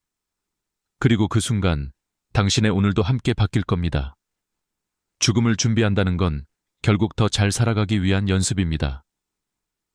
이제 마지막 장에서 우리는 이 모든 이야기를 하나로 묶을 것입니다. 3일장이 사라진 시대, 그러나 인간의 진심은 여전히 남아있는 시대. 그 속에서 우리가 어떻게 서로의 마지막을 존중하고 스스로의 삶을 사랑으로 마무리할 수 있을지 이야기하며 이 긴 여정을 마치려 합니다. 3일장이 사라지는 시대, 죽음의 형식은 달라졌습니다. 그러나 그 안의 마음, 그 본질만큼은 변하지 않았습니다. 누군가를 떠나보낸다는 건 여전히 슬프고 여전히 사랑의 또 다른 형태입니다. 저는 의사로서 수많은 죽음을 보았습니다. 하지만 그 모든 마지막에는 공통된 한 문장이 있었습니다. 조금만 더 사랑할 걸. 그 짧은 한마디가 인간의 마음을 모두 설명하고 있었습니다. 죽음이 두려운 건 생의 끝 때문이 아니라 충분히 사랑하지 못했다는 후회 때문이었습니다. 그래서 저는 늘 말합니다. 존엄한 죽음을 준비하는 일은 결국 후회 없는 삶을 준비하는 일이라고요. 오늘 미안한 사람에게 용서를 구하고 고마운 사람에게 감사의 말을 전하세요. 죽음을 이야기하는 순간 삶은 더 선명해집니다. 그것이 웰다잉의 시작이자 가장 인간다운 선택입니다. 어느 노인 환자가 제 손을 잡으며 말했습니다. 선생님, 죽는 게 무섭지 않아요. 다만 내가 사랑했던 사람들에게 마지막 인사를 못할까봐 그게 걱정이에요. 그 말에 저는 대답했습니다. 그 인사는 아직 늦지 않았습니다. 지금 하시면 됩니다. 그는 고개를 끄덕이며 웃었습니다. 그 미소에는 평생의 고마움이 담겨 있었습니다. 죽음을 준비한다는 건 내 삶을 정리하는 동시에 남은 사람들의 삶을 지켜주는 일입니다. 당신의 마지막 말 한마디가 누군가의 내일을 지탱해 줍니다. 가족에게, 친구에게, 그리고 당신 자신에게 그 따뜻한 한마디가 마지막 순간을 평화로 바꿔줍니다. 요즘은 장례식장의 풍경이 변했습니다. 검은 양복 대신 평상복을 입고 향 대신 꽃을 놓고 슬픔 대신 감사의 노래를 부릅니다. 어떤 가족은 장례식장 대신 고인의 생일에 모여 함께 밥을 먹습니다. 그 사람은 떠났지만 우리가 그를 기억하는 방식은 여전히 따뜻하다. 그 모습 속에서 저는 새로운 희망을 봅니다. 죽음은 끝이 아닙니다. 그것은 한 인간이 남긴 사랑의 결론입니다. 우리가 누군가를 떠나보내며 흘리는 눈물은 사실 그 사람이 내 안에 남아있다는 증거입니다. 사랑은 사라지지 않습니다. 단지 형태만 바뀌어 기억과 이야기, 그리고 사람의 마음속에 머물 뿐입니다. 오늘 우리는 3일장이 왜 사라지고 있는가에서 시작해 그 변화의 이유와 새로운 장례 문화, 그리고 존엄한 죽음의 준비까지 함께 살펴보았습니다. 결국 이 모든 이야기는 죽음에 관한 것이 아니라 삶에 관한 이야기였습니다. 삶을 어떻게 마무리하느냐는 삶을 어떻게 살아왔느냐의 또 다른 표현입니다. 죽음을 간소화하는 게 아니라 그 안의 진심을 더 깊게 만드는 시대. 이제 우리는 그 변화의 문턱에 서 있습니다. 의료의 발전, 사회의 변화, 가족의 구조, 그리고 인간의 마음까지 모든 것이 달라졌습니다. 하지만 한 가지는 변하지 않았습니다. 사람은 사랑으로 기억된다는 사실입니다. 지금 이 순간 당신이 이 영상을 보고 있다면 아마도 마음속 어딘가에 이런 생각이 떠올랐을 겁니다. 이 이야기를 부모님께, 가족에게 혹은 나 자신에게 전해야겠다. 그렇다면 그렇게 하세요. 이 대화가 누군가의 마지막을 바꿀 수도 있습니다. 죽음은 언젠가 누구에게나 찾아옵니다. 그러나 어떻게 떠나느냐는 우리의 선택입니다. 그리고 그 선택이 남은 이들의 삶을 따뜻하게 만듭니다. 죽음을 두려워하지 마세요. 그것은 어쩌면 또 다른 사랑의 이름일지도 모릅니다. 오늘 이 이야기가 당신의 마음속에 작은 등불 하나를 켜주길 바랍니다. 그 등불이 꺼지지 않게 지금 이 순간을 더 따뜻하게, 서로에게 더 다정하게 살아가시길 바랍니다. 끝까지 함께 해주셔서 진심으로 감사합니다. 당신의 인생이 길든 짧든 그 안에 사랑이 있다면 그것은 이미 완전한 삶입니다. 그리고 그 사랑이 누군가의 기억 속에 남는 한 우리는 결코 완전히 사라지지 않습니다. 오늘의 이야기가 마음에 닿았다면 좋아요와 구독으로 이 채널을 함께 지켜주세요. 다음 이야기에서도 당신의 마음을 밝혀줄 또 하나의 빛을 전하겠습니다. 감사합니다. 아침 6시 이후 대한민국 어딘가에서는 30초마다 한 사람이 쓰러집니다. 피가 멈춘 것도 숨이 막힌 것도 아닌데 몸이 말을 듣지 않습니다. 바로 뇌졸중입니다. 단 4시간, 오전 10시가 되기 전까지 하루 전체 환자의 70%가 이 시간대에 발생합니다. 왜 하필 아침일까요? 저는 지난 28년 동안 뇌혈관 질환을 연구해온 의사입니다. 대학병원 응급실에서 수천 명의 환자들을 직접 보았습니다. 그리고 그분들 사이에는 놀라울 만큼의 공통점이 있었습니다. 바로 아침 1시간의 습관이었습니다. 눈을 뜨자마자 벌떡 일어나 화장실로 달려가고 물 한 모금도 마시지 않은 채 커피부터 찾고 아침 식사는 귀찮다며 건너뛰고 출근하던 사람들, 평범해 보이죠. 그러나 그 평범한 하루의 시작이 서서히 혈관을 무너뜨리고 있었습니다. 병원에 도착했을 때는 이미 늦었습니다. 반신이 마비되고 말이 흐려지고 가족의 얼굴조차 알아보지 못하는 상태가 되어 있었습니다. 그때야 비로소 후회하십니다. 진작 알았더라면요. 아침 습관만 바꿨어도 이렇게 되진 않았을 텐데. 하지만 뇌세포는 한 번 죽으면 되살릴 수 없습니다. 그게 이 병의 잔혹함입니다. 놀라운 건 그분들 대부분이 평소 나는 건강하다고 믿었다는 사실입니다. 병원도 잘 안 가고 약도 꾸준히 안 드시던 분들. 그러다 어느 날 아침 평소처럼 침대에서 벌떡 일어나다가 세상이 돌아가며 쓰러졌습니다. 구급차가 도착했을 땐 이미 골든타임이 끝나 있었습니다. 가족들이 울며 묻습니다. 어제까지 멀쩡했는데 왜 이렇게 됐나요? 전조 증상은 없었나요? 사실 있었습니다. 다만 몰랐을 뿐이죠. 매일 아침 느끼던 어지러움, 두통, 뒷목의 뻐근함, 그게 다 신호였습니다. 그런데 대부분 이렇게 말하셨습니다. 요즘 좀 피곤해서 그런가 봐요. 그렇게 넘기신 겁니다. 하지만 다행히 여러분은 아직 늦지 않았습니다. 고혈압이 있으신가요? 당뇨약이나 콜레스테롤 약을 드시나요? 그렇다면 지금이 바로 골든타임입니다. 뇌졸중은 하루아침에 오는 병이 아닙니다. 보통 5년에서 10년, 그 시간 동안 조용히 쌓입니다. 하지만 바로 그 시간이 기회이기도 합니다. 아침 습관만 바꾸면 뇌졸중을 막을 수 있습니다. 대한뇌졸중학회 통계에 따르면 성인 40명 중 1명이 뇌졸중 환자이며 매년 10만 명당 239명의 새로운 환자가 발생합니다. 하지만 더 무서운 건 재발입니다. 한번 뇌졸중을 겪은 사람 중 40%가 다시 겪습니다. 그리고 두 번째는 훨씬 더 치명적입니다. 그러나 희망은 있습니다. 오늘 제가 말씀드릴 7가지 아침 습관. 이걸 실천한 제 환자들 중에서는 재발한 분이 단 한 명도 없었습니다. 믿기 어렵죠. 하지만 사실입니다. 제가 3년, 5년, 10년간 직접 추적 관찰했습니다. 특히 마지막 7번째에서 공개할 비밀 아침 식단 3가지. 혈압, 혈당, 혈전을 동시에 관리하는 완벽한 조합입니다. 맛도 좋고 누구나 쉽게 만들 수 있습니다. 여러분, 가족 중 혈압약 드시는 분 계시죠? 지금 이 영상을 공유해 주세요. 구독과 좋아요도 잊지 마세요. 아침 1시간이 평생의 건강을 결정합니다. 지금부터 그 1시간을 바꾸는 법을 알려드리겠습니다. 제 진료실에서 만난 분 중에 74세 한도윤 님이 계셨습니다. 은퇴 후 홀로 지내시던 분이었죠. 아침마다 눈을 뜨면 제일 먼저 하던 일이 텔레비전을 켜는 거였습니다. 뉴스를 보며 커피를 내리고 식빵 한 조각을 집어들고 병원으로 출근하듯 걷는 것이 일상이었죠.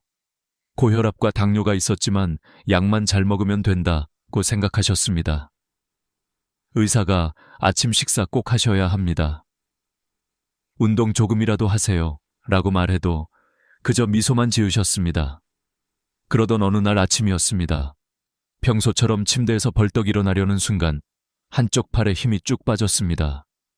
순간 어지럽고 세상이 한쪽으로 기울더니 그대로 바닥으로 쓰러지셨죠. 입이 한쪽으로 돌아가고 말이 흐트러졌습니다. 다행히 아래층에 사는 이웃이 이상한 소리를 듣고 신고해 병원으로 오셨습니다. 골든타임 안에 도착하셔서 생명에는 지장이 없었지만 검사 결과는 충격적이었습니다.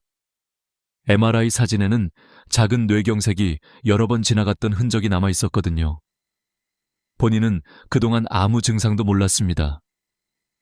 어쩐지 요즘 팔이 좀 저리긴 했는데 하고 고개를 숙이셨죠. 치료가 끝난 뒤 제가 조심스레 여쭤봤습니다. 평소 아침은 어떻게 보내셨어요? 한도윤님은 머쓱하게 웃으며 대답하셨습니다. 그냥 평범했죠. 눈 뜨면 바로 일어나고 물 안 마시고 커피 마시고 빵 하나 먹고 뉴스 보고 나가고 다들 그렇게 살잖아요? 그 대답이 제 가슴에 박혔습니다. 너무 많은 사람들이 그렇게 살고 있었으니까요. 그래서 저는 그분에게 종이 한 장을 건넸습니다. 거기에는 단순하지만 결정적인 내용이 적혀 있었습니다. 급하게 일어나면 혈압이 급등합니다. 물을 마시지 않으면 혈액이 끈적해져 혈전이 생깁니다. 아침을 걸으면 혈당이 불안정해집니다. 그분은 처음엔 믿지 못하는 눈치였습니다. 평생 그렇게 살아왔는데 이제 와서 바꾸라고요? 하셨죠. 저는 차분히 설명드렸습니다. 왜 잠자리에서 급히 일어나면 뇌로 가는 혈류가 요동치는지, 왜 물 한 잔이 혈전을 막는 생명선이 되는지, 왜 아침 한 끼가 혈당의 균형을 잡는지. 그래도 반신반의하는 얼굴이었지만 그날만큼은 고개를 숙이고 제 말을 끝까지 들으셨습니다. 3개월 뒤 다시 오신 한도윤님은 전혀 다른 사람이었습니다. 얼굴색이 밝고 표정이 안정돼 있었습니다. 요즘 어떠세요? 묻자 활짝 웃으며 말씀하셨습니다. 박사님 말씀 그대로 다 했어요. 신기하게 몸이 달라졌어요. 매일 아침 천천히 일어나 물 한 잔을 마시고 5분간 호흡 명상을 하며 혈압을 잰 뒤 간단한 스트레칭을 하고 꼭 아침 식사를 챙긴다고 했습니다. 가장 좋아하는 메뉴는 토마토 달걀 볶음이래요. 실제로 혈압 수치를 보니 예전엔 150에 95였는데 지금은 130에 80으로 떨어졌습니다. 혈당도 안정됐습니다. 예전엔 아침마다 가슴이 두근거리고 불안했는데 요즘은 몸이 편안해요. 그 말에 저도 미소를 지었습니다. 그때 깨달았습니다. 사람의 인생을 바꾸는 건 거대한 결심이 아니라 아주 작은 변화라는 걸. 지금 이 영상을 보고 계신 분들 중에도 나는 괜찮겠지 하며 넘기시는 분이 있을 겁니다. 하지만 그렇지 않습니다. 뇌졸중은 예고 없이 찾아오지만 결코 갑작스러운 병이 아닙니다. 작은 습관이 쌓여 만든 결과일 뿐입니다. 오늘 아침부터라도 천천히 일어나고 물 한 잔을 마시고 단 1분이라도 호흡을 고르세요. 그것이 바로 여러분의 뇌를 지키는 첫 걸음입니다. 아침에 알람이 울리면 바로 일어나시나요? 그 습관이야말로 뇌혈관을 위협하는 가장 위험한 행동입니다. 잠에서 깬 직후는 혈압이 하루 중 가장 급격하게 상승하는 시간대입니다. 의학적으로는 기상 후 혈압 급등 현상, 즉 모닝 서지, 모닝 서지라고 부릅니다. 연구에 따르면 이 시기에 수축기 혈압이 130mmHg 이상으로 급격히 오르는 패턴이 반복되면 심혈관 질환의 위험이 크게 높아진다고 합니다. 일본의 한 대규모 연구에서는 아침 혈압이 155mmHg 이상인 사람은 103mmHg 미만인 사람보다 뇌졸중 발생 위험이 무려 6배 높다는 결과도 있었습니다. 67세 박정태 님이 그랬습니다. 평생 새벽형 인간이셨죠. 매일 새벽 5시면 눈이 떠지고 바로 운동복을 챙겨 입고 동네를 뛰셨습니다. 몸을 깨우는 건 아침 운동이 최고지. 그렇게 수십 년을 지내셨습니다.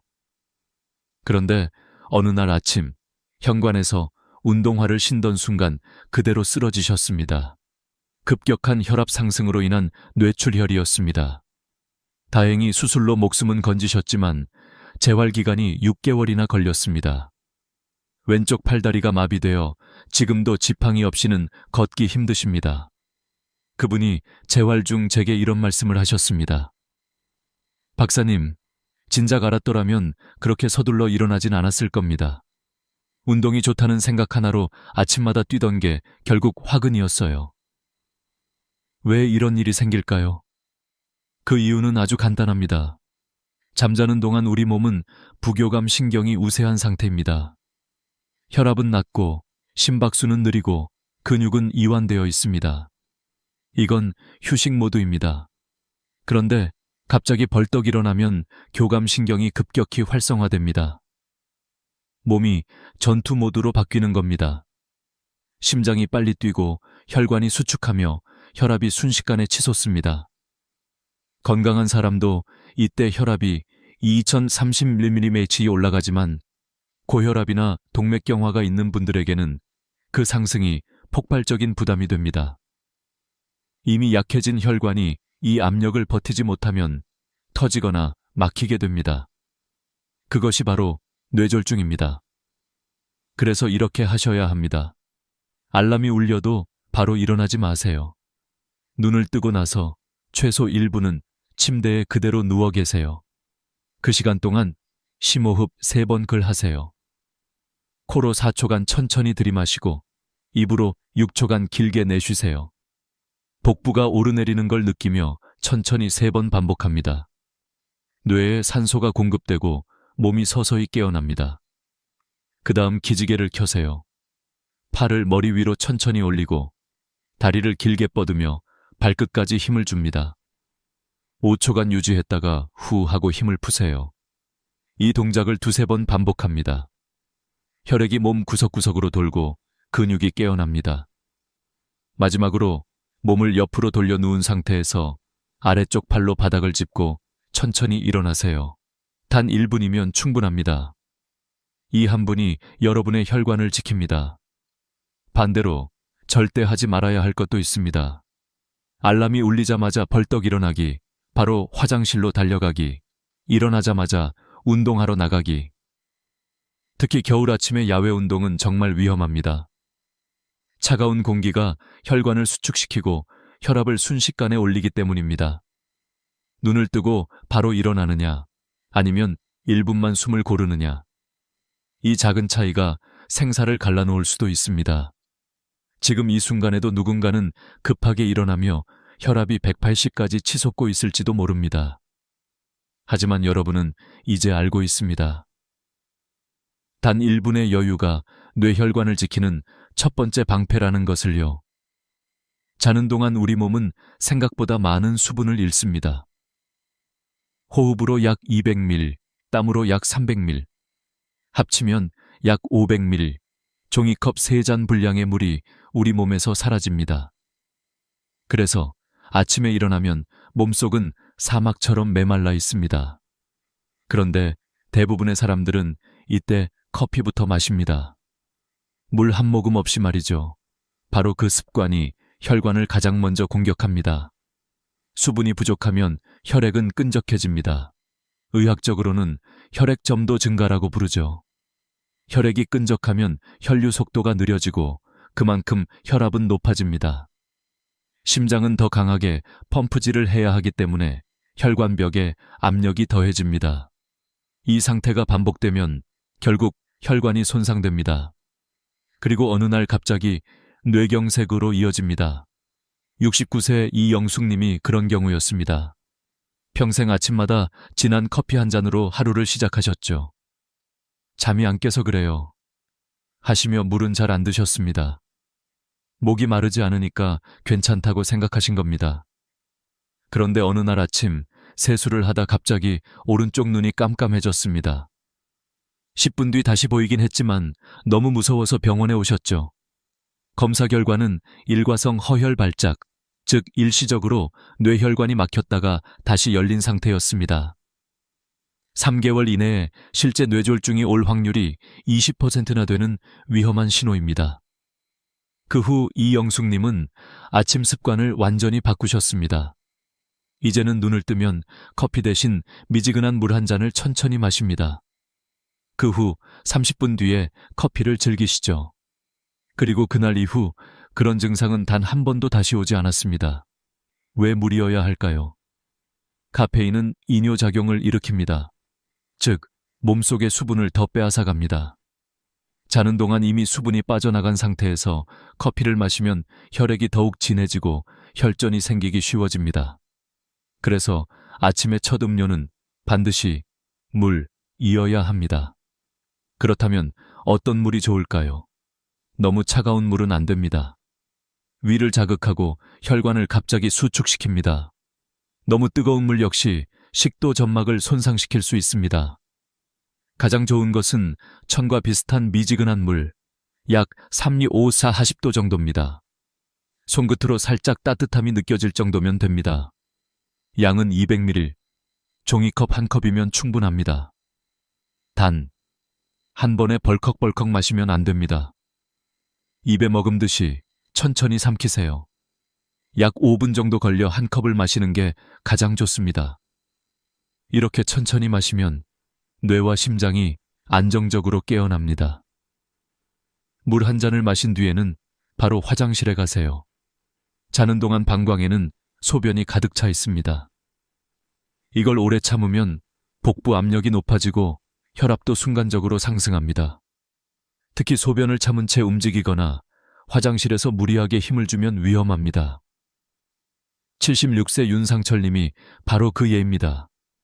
평소 변비가 심해서 화장실에 가면 얼굴이 빨개질 정도로 힘을 주셨습니다. 어느 날 아침 변을 보던 중 갑자기 머리가 깨질 듯 아프며 그대로 쓰러지셨습니다. 검진 결과 혈압이 180mmHg 이상으로 치솟으며 뇌혈관이 터진 뇌출혈이었습니다.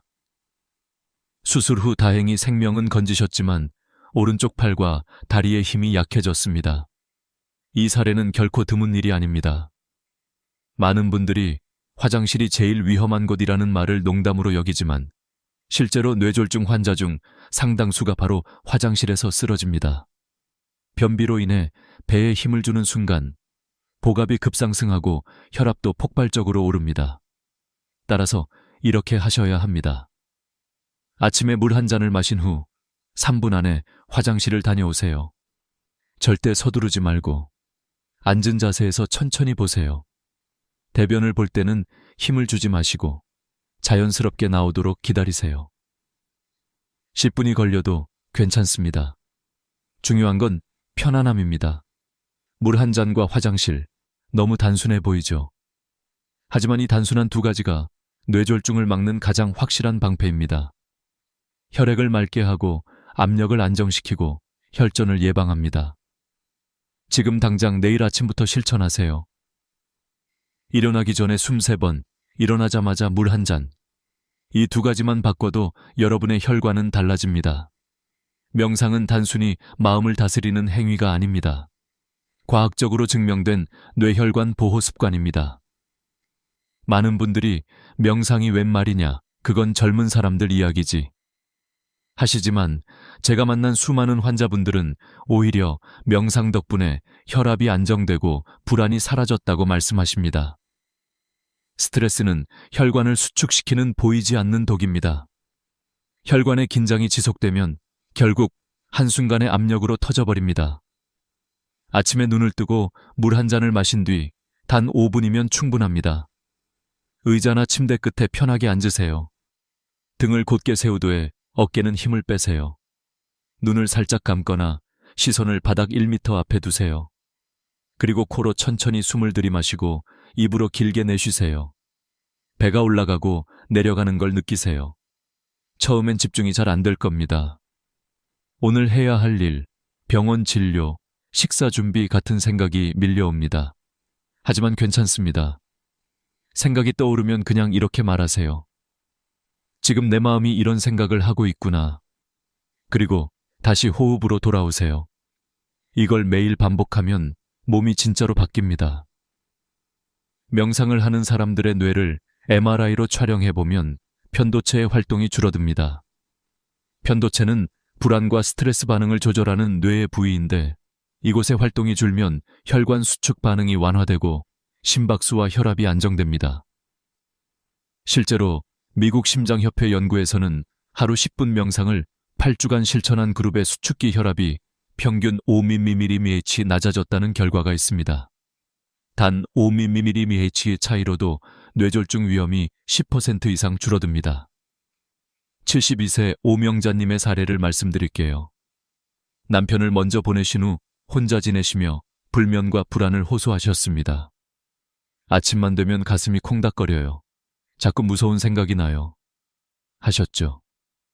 저는 그분께 매일 아침 5분 명상을 권했습니다. 처음엔 이게 무슨 도움이 되겠어 하셨지만 3일째 되는 날부터 달라지기 시작했습니다. 신기하게 숨이 느려지고 머리가 맑아요. 그리고 한 달 뒤 혈압을 재보니 예전 150, 90이던 수치가 130, 80으로 안정돼 있었습니다. 불면도 사라졌다고 하셨습니다. 명상은 약이 아닙니다. 하지만 약보다 강력한 힘을 가집니다. 몸의 교감신경을 가라앉히고 부교감신경을 활성화시켜 혈관의 평형을 되찾게 합니다. 뇌를 긴장 모드에서 회복 모드로 전환시키는 겁니다. 명상 중에는 몸 스캔 글 해보세요. 발끝의 감각을 느끼고 발목, 종아리, 무릎, 허벅지로 천천히 올라가세요. 각 부위의 감각을 있는 그대로 관찰합니다. 뻐근함, 따뜻함, 무거움, 간지러움. 어떤 감각이든 좋습니다. 판단하지 말고 그냥 그렇구나 하고 지나가세요. 이렇게 하면 몸의 미세한 신호를 느낄 수 있습니다. 혈관의 경직, 근육의 긴장, 심장의 리듬까지 자연스럽게 안정됩니다. 명상은 시간을 많이 요구하지 않습니다. 하루 5분이면 됩니다. 하지만 꾸준해야 합니다. 일주일, 한 달이 지나면 머리가 맑아지고 손끝이 따뜻해집니다. 혈압이 일정하게 유지되고 감정의 폭이 잔잔해집니다. 제가 한 환자에게 이렇게 말한 적이 있습니다. 아침에 명상을 하는 건 하루를 위한 보험입니다. 정신의 안정은 곧 혈관의 안정으로 이어집니다. 오늘부터 눈을 뜨고 물 한 잔을 마신 뒤 23번 들이쉬세요. 그리고 마음속으로 이렇게 말해보세요. 오늘 하루 내 몸과 마음이 나를 지키게 하자. 이건 단순한 마음가짐이 아닙니다. 이 짧은 5분이 당신의 뇌를 지키는 가장 확실한 방패입니다. 아침 명상을 마쳤다면 이제 해야 할 가장 중요한 일은 바로 혈압 측정입니다. 많은 분들이 혈압을 재는 걸 귀찮아하시죠. 어제도 괜찮았는데 오늘은 뭐 다르겠어? 라고 생각하시지만 그것이 바로 가장 큰 착각입니다. 뇌졸중 환자의 80% 이상이 고혈압을 가지고 있습니다. 하지만 그중 절반은 자신이 고혈압인 줄도 모릅니다. 고혈압은 통증이 없습니다. 머리가 아프지도 어지럽지도 않습니다. 그래서 침묵의 살인자라고 부르는 겁니다. 제가 만난 68세 김석호 님도 그랬습니다. 건강에 자신이 있었죠. 나는 술도 담배도 안 해요. 운동도 매일 해요. 그런데 아침 운동을 마치고 돌아오던 길에 갑자기 오른쪽 팔이 떨어져 나가는 듯한 느낌이 들더랍니다. 손이 말을 안 듣고 입이 비뚤어지고 말이 꼬였습니다. 응급실로 실려왔을 때 혈압은 200에 120이었습니다. 본인도 놀라며 말했어요. 이렇게 높은 줄은 몰랐습니다. 평소 혈압을 한 번도 재보지 않았던 겁니다. 아침 혈압은 하루 중 가장 높습니다. 밤새 부교감신경이 우세했다가 아침이 되면 교감신경이 활성화되면서 혈압이 자연스럽게 오르죠. 문제는 이 상승폭이 큰 사람들입니다.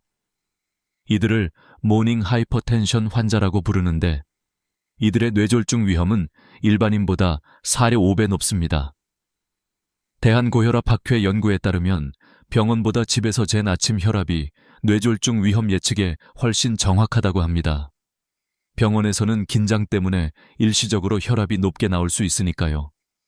그래서 아침에 명상을 마친 뒤 마음이 안정된 상태에서 혈압을 재세요. 방법은 간단하지만 제대로 해야 합니다. 등받이가 있는 의자에 앉아 등을 기대고 두 발은 바닥에 평평하게 붙입니다. 다리를 꼬지 마세요. 팔은 테이블 위에 올려 심장 높이와 같은 위치로 두세요. 커프는 팔꿈치 위 3cm 부위에 감습니다. 너무 꽉 조이지도 느슨하지도 않게 손가락 1개가 들어갈 정도가 적당합니다. 혈압을 재기 전에 5분간 조용히 앉아 계세요. 대화도 하지 말고 심호흡도 하지 말고 그냥 편안히 앉아 계시면 됩니다. 첫 번째 측정 후에는 2분 정도 기다렸다가 두 번째로 측정하세요.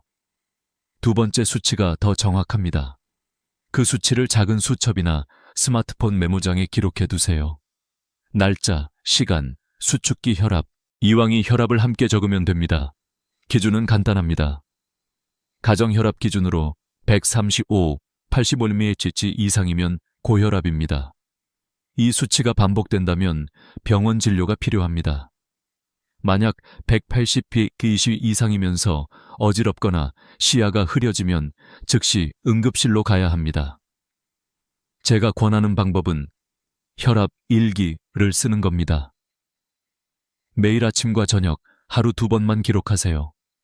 일주일만 해보면 일정한 패턴이 보입니다. 스트레스를 받은 날은 올라가 있고, 잠을 설친 날은 높고, 명상이나 운동을 한 날은 낮습니다. 그 흐름을 보는 것만으로도 자신이 얼마나 혈관에 영향을 주는지를 느낄 수 있습니다. 또 한 가지 중요한 점은 혈압이 정상이어도 방심하지 말아야 합니다. 수치가 낮다고 안심하시면 안 됩니다. 혈관의 탄력과 두께, 염증 정도는 숫자로만 보이지 않습니다. 꾸준히 관리하는 습관이 진짜 예방입니다. 아침 혈압 체크는 단지 수치를 보는 게 아닙니다. 그건 내 몸의 하루를 점검하는 출근 전 보고서입니다. 오늘 내 심장은 어떤지, 혈관은 얼마나 안정되어 있는지, 내 스트레스는 어느 정도인지, 이 모든 게 숫자 속에 담겨 있습니다. 제가 항상 환자들에게 하는 말이 있습니다. 매일 아침 혈압을 재는 사람은 스스로를 살리는 사람입니다. 5분이면 됩니다.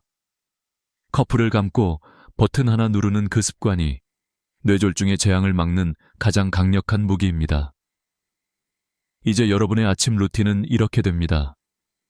천천히 일어나기, 물 한 잔 마시기, 화장실 다녀오기, 5분 명상, 혈압 측정. 여기까지가 뇌졸중 예방의 기본 골든 루틴입니다. 이 5가지를 꾸준히 실천한 제 환자들은 공통적으로 말합니다. 몸이 편안해졌어요. 아침이 더 길고 여유로워졌어요.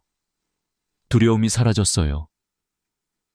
그건 단순히 건강의 변화가 아니라 삶의 리듬이 회복된 것이었습니다. 아침 혈압을 잰 후에는 몸을 조금 움직여야 합니다. 하지만 여기서 많은 분들이 착각하십니다. 운동은 많이 하면 좋다. 아닙니다. 아침 운동은 강도가 아니라 리듬이 중요합니다.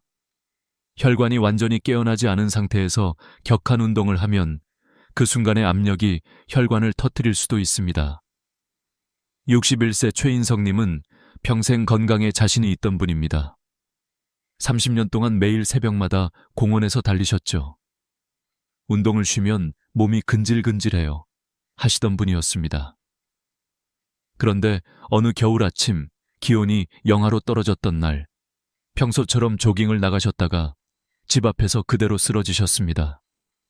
응급실에서 확인한 결과 급격한 혈압 상승으로 인한 뇌출혈이었습니다. 겨우 생명은 건졌지만 한쪽 팔다리에 마비가 남았죠. 운동이 나를 지킬 줄 알았는데 나를 무너뜨릴 줄은 몰랐어요. 그분이 눈물로 하신 말씀이었습니다. 아침 운동이 위험하다는 말이 아닙니다. 다만 타이밍과 강도를 조절해야 한다는 겁니다. 아침의 몸은 아직 완전히 깨어나지 않았습니다. 천은 낮고 혈관은 수축된 상태죠. 이때 갑자기 달리거나 무거운 아령을 들면 혈관에 과부하가 걸립니다. 그래서 아침에는 가벼운 맨손 체조나 스트레칭으로 시작해야 합니다. 의자에 앉은 상태에서 목을 천천히 돌려보세요. 오른쪽으로 5초, 왼쪽으로 5초, 부드럽게 돌립니다. 급하게 움직이면 어지러울 수 있으니 천천히, 부드럽게. 다음은 어깨 돌리기입니다. 어깨를 귀 쪽으로 올렸다가 후 하고 내리세요. 5회 반복합니다. 어깨 근육이 풀리면서 목으로 가는 혈류가 개선됩니다. 이제 다리 뻗기 스트레칭입니다. 의자에 앉은 상태에서 한쪽 다리를 앞으로 쭉 뻗고 발끝을 몸쪽으로 당겼다가 다시 펴세요. 5초 유지 후 반대쪽도 똑같이 합니다. 혈액이 다리에서 위쪽으로 올라가면서 순환이 활발해집니다. 그리고 마지막으로 손바닥과 발바닥을 마사지하세요. 손바닥을 반대쪽 엄지로 꾹꾹 눌러주고 발바닥은 엄지로 지압하듯 눌러주세요. 하루 5분이면 충분합니다. 몸이 깨어나는 소리를 느껴보세요. 이게 바로 진짜 아침 운동입니다. 그렇다면 어느 정도 강도의 운동이 적당할까요? 가장 좋은 기준은 숨이 약간 찰 정도입니다. 숨이 너무 가쁘면 심장에 무리가 가고 너무 편하면 운동 효과가 없습니다. 천천히 걷기, 가벼운 스트레칭, 요가, 맨손 체조. 이 정도면 충분합니다. 특히 겨울철에는 실내 운동이 좋습니다. 외부 온도가 낮으면 혈관이 갑자기 수축해 혈압이 급상승할 수 있기 때문입니다. 기온이 영상 10도 이하로 떨어지는 날은 반드시 실내에서 10분 이상 몸을 든 뒤 밖으로 나가세요. 한 가지 더 중요한 건 운동 순서입니다. 명상, 혈압 측정, 스트레칭, 걷기, 식사. 이 순서를 지켜야 합니다. 순서가 바뀌면 몸의 리듬이 깨집니다. 예를 들어 식사 전 격한 운동을 하면 혈당이 급격히 떨어지고 명상 전에 움직이면 심박수가 높아져 안정 효과가 떨어집니다. 72세 오승호님은 이 순서를 지킨 덕분에 인생이 바뀌었다고 하셨습니다. 예전엔 아침마다 피곤하고 어지러웠어요. 근데 이제는 눈을 뜨면 하루가 기대돼요. 실제로 그의 혈압 수치는 140, 90에서 125, 80으로 떨어졌습니다. 그는 말했습니다. 운동은 몸을 지키는 게 아니라 마음을 바꾸는 일인 줄 몰랐어요. 그 말이 참 인상 깊었습니다. 운동의 목적은 근육을 만드는 게 아닙니다. 하루를 조율하는 리듬을 되찾는 일입니다. 여러분도 내일 아침 침대에서 일어나자마자 달리려 하지 마세요. 숨을 고르고 몸을 깨우고 천천히 리듬을 맞추세요. 그 단 10분이 하루의 혈관을 안정시키고 뇌를 보호합니다. 뇌졸중은 거창한 이유로 오지 않습니다. 그저 조용히 아무 일도 없던 아침의 작은 순간에 찾아옵니다. 그러나 그 조용한 10분이 평생을 지켜주는 방패가 될 수 있습니다. 아침은 전투가 아니라 회복의 시간입니다. 몸을 깨우되 서두르지 마세요. 그게 바로 건강을 지키는 첫걸음입니다. 이제 아침 루틴의 마지막 단계, 바로 식사입니다. 요즘은 간헐적 단식이 유행이라 아침을 거르는 게 좋다던데요. 이런 말을 자주 들었습니다. 하지만 단언컨대 고혈압이나 당뇨가 있는 분이라면 아침을 걸러서는 안 됩니다. 아침을 거르면 혈당과 혈압이 불안정해집니다. 공복 상태가 길어지면 우리 몸은 이를 비상 상황으로 인식합니다. 그 즉시 스트레스 호르몬, 즉 아드레날린과 코르티솔이 분비되어 혈압을 끌어올리고 혈당을 급상승시킵니다. 혈당이 급등하면 곧바로 급락이 오고 그 과정에서 혈관 내벽에 염증이 생깁니다.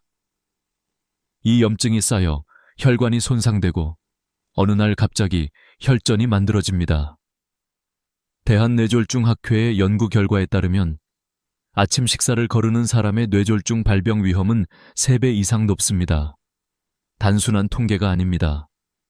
실제 응급실에서 본 환자 중 상당수가 요즘 다이어트 중이라 아침은 안 먹어요 라고 말했습니다. 그럼 무조건 뭐라도 먹으면 괜찮을까요? 아닙니다. 아침엔 무엇을 먹느냐가 먹느냐보다 훨씬 중요합니다. 피해야 할 음식, 첫째, 가공육입니다. 베이컨, 햄, 소시지, 스팸.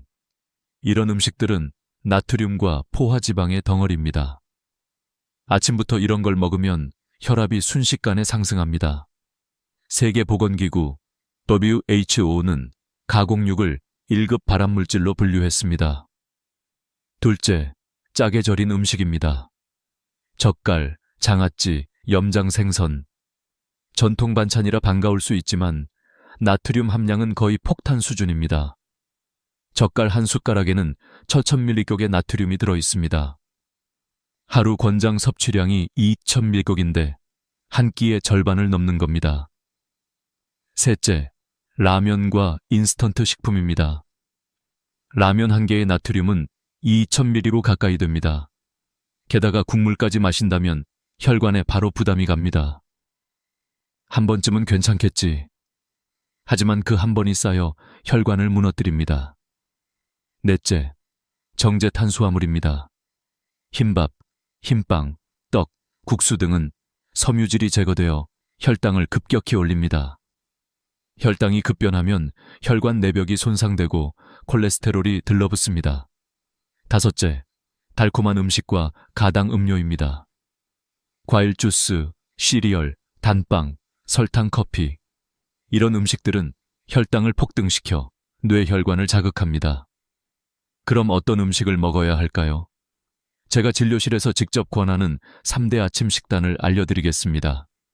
첫 번째는 토마토 달걀 요리입니다.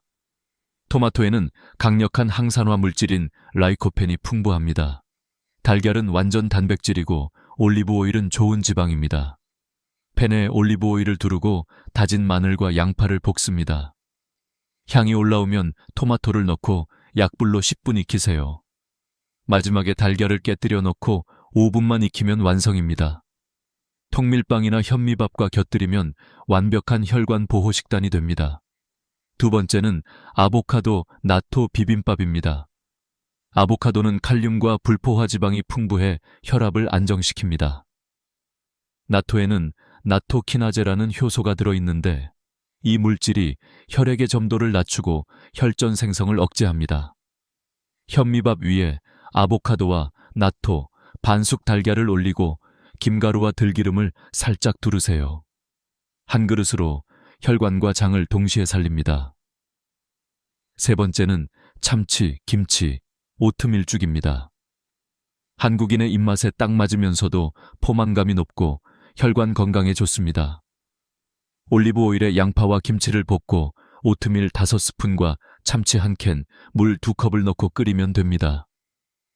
5분이면 완성되는 뇌혈관 보호식이죠. 이 3가지 식단은 제가 10년 넘게 추적한 결과 뇌졸중 재발 환자들 중 이 조합을 실천한 분들은 단 한 명도 다시 쓰러지지 않았습니다. 아침 식사는 단지 배를 채우는 일이 아닙니다. 그건 하루의 혈관을 준비시키는 의식입니다. 천천히, 따뜻하게, 정성껏. 내일 아침 급히 커피를 찾기 전에 잠시 멈춰서 이렇게 해보세요. 물 한 잔을 마시고 심호흡을 3번 하고 달걀을 익히는 동안 창밖의 햇살을 한번 바라보세요.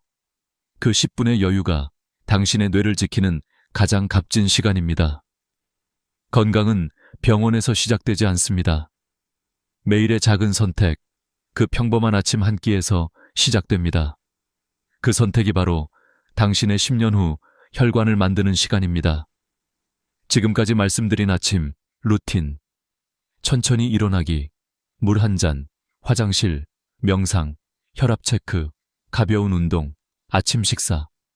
이 7가지 습관을 지키는 일은 거창하지 않습니다. 그러나 그 단순한 반복이 수천 명의 삶을 바꿔놓았습니다. 저는 지난 20여 년 동안 수많은 환자들을 지켜봤습니다. 그중엔 단지 3개월 만에 몸이 달라진 분들이 계셨습니다. 74세 한도윤님은 처음 저를 만났을 때 혈압이 150/95였고 당뇨도 불안정했습니다. 그런데 3개월 후 다시 오셨을 때 혈압은 130/80으로 떨어져 있었습니다. 약의 효과냐고요? 아닙니다. 그는 박사님이 알려주신 아침 습관을 지켰어요. 처음엔 귀찮았는데 이젠 안 하면 불안해요. 하셨습니다.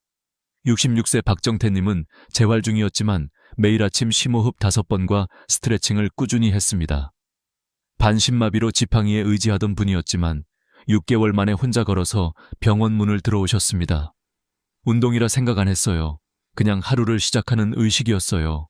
라고 하셨습니다. 이영숙님은 1년 동안 뇌졸중 전조 증상이 한 번도 오지 않았습니다. 윤상철님은 변비가 완전히 사라졌습니다. 이젠 화장실이 무섭지 않아요. 물을 많이 마시고 섬유질을 챙겨 먹으니까 자연스럽게 해결되더라고요. 하셨습니다. 그들의 공통점은 단 하나였습니다. 매일 했다. 완벽하지 않아도 때로는 빠뜨려도 괜찮았습니다. 중요한 건 다시 하는 것이었습니다. 뇌졸중은 하루아침에 오는 병이 아닙니다. 수년간 쌓인 혈관의 피로가 어느 날 폭발하는 겁니다. 반대로 오늘부터 조금씩 돌보면 5년, 10년 뒤에도 혈관은 건강하게 뛰고 있을 겁니다. 그래서 저는 이렇게 말씀드립니다. 당신의 아침 1시간이 10년 뒤의 인생을 바꿉니다. 잘못된 아침 습관을 계속 유지하면 어떻게 될까요? 매일 아침 벌떡 일어나면 혈압이 급등합니다. 하루 이틀은 괜찮을지 몰라도 매일 반복되면 혈관벽이 조금씩 손상됩니다. 물을 안 마시면 혈액이 끈적해지고 작은 혈전들이 쌓입니다. 어느 날 갑자기 큰 혈전이 되어 혈관을 막습니다. 명상을 하지 않으면 스트레스 호르몬이 매일 분비되어 혈관이 수축됩니다. 혈압을 재지 않으면 자신이 위험한 상태인지 모릅니다. 운동을 하지 않으면 혈류가 정체되고 근육이 약해져 대사 기능이 떨어집니다.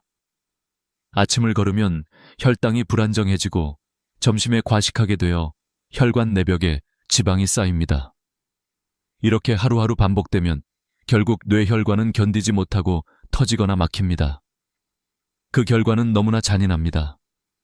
반신마비, 언어장애, 기억상실, 그리고 가족의 얼굴조차 알아보지 못하는 삶. 누군가의 도움 없이는 하루도 살 수 없는 시간이 찾아옵니다.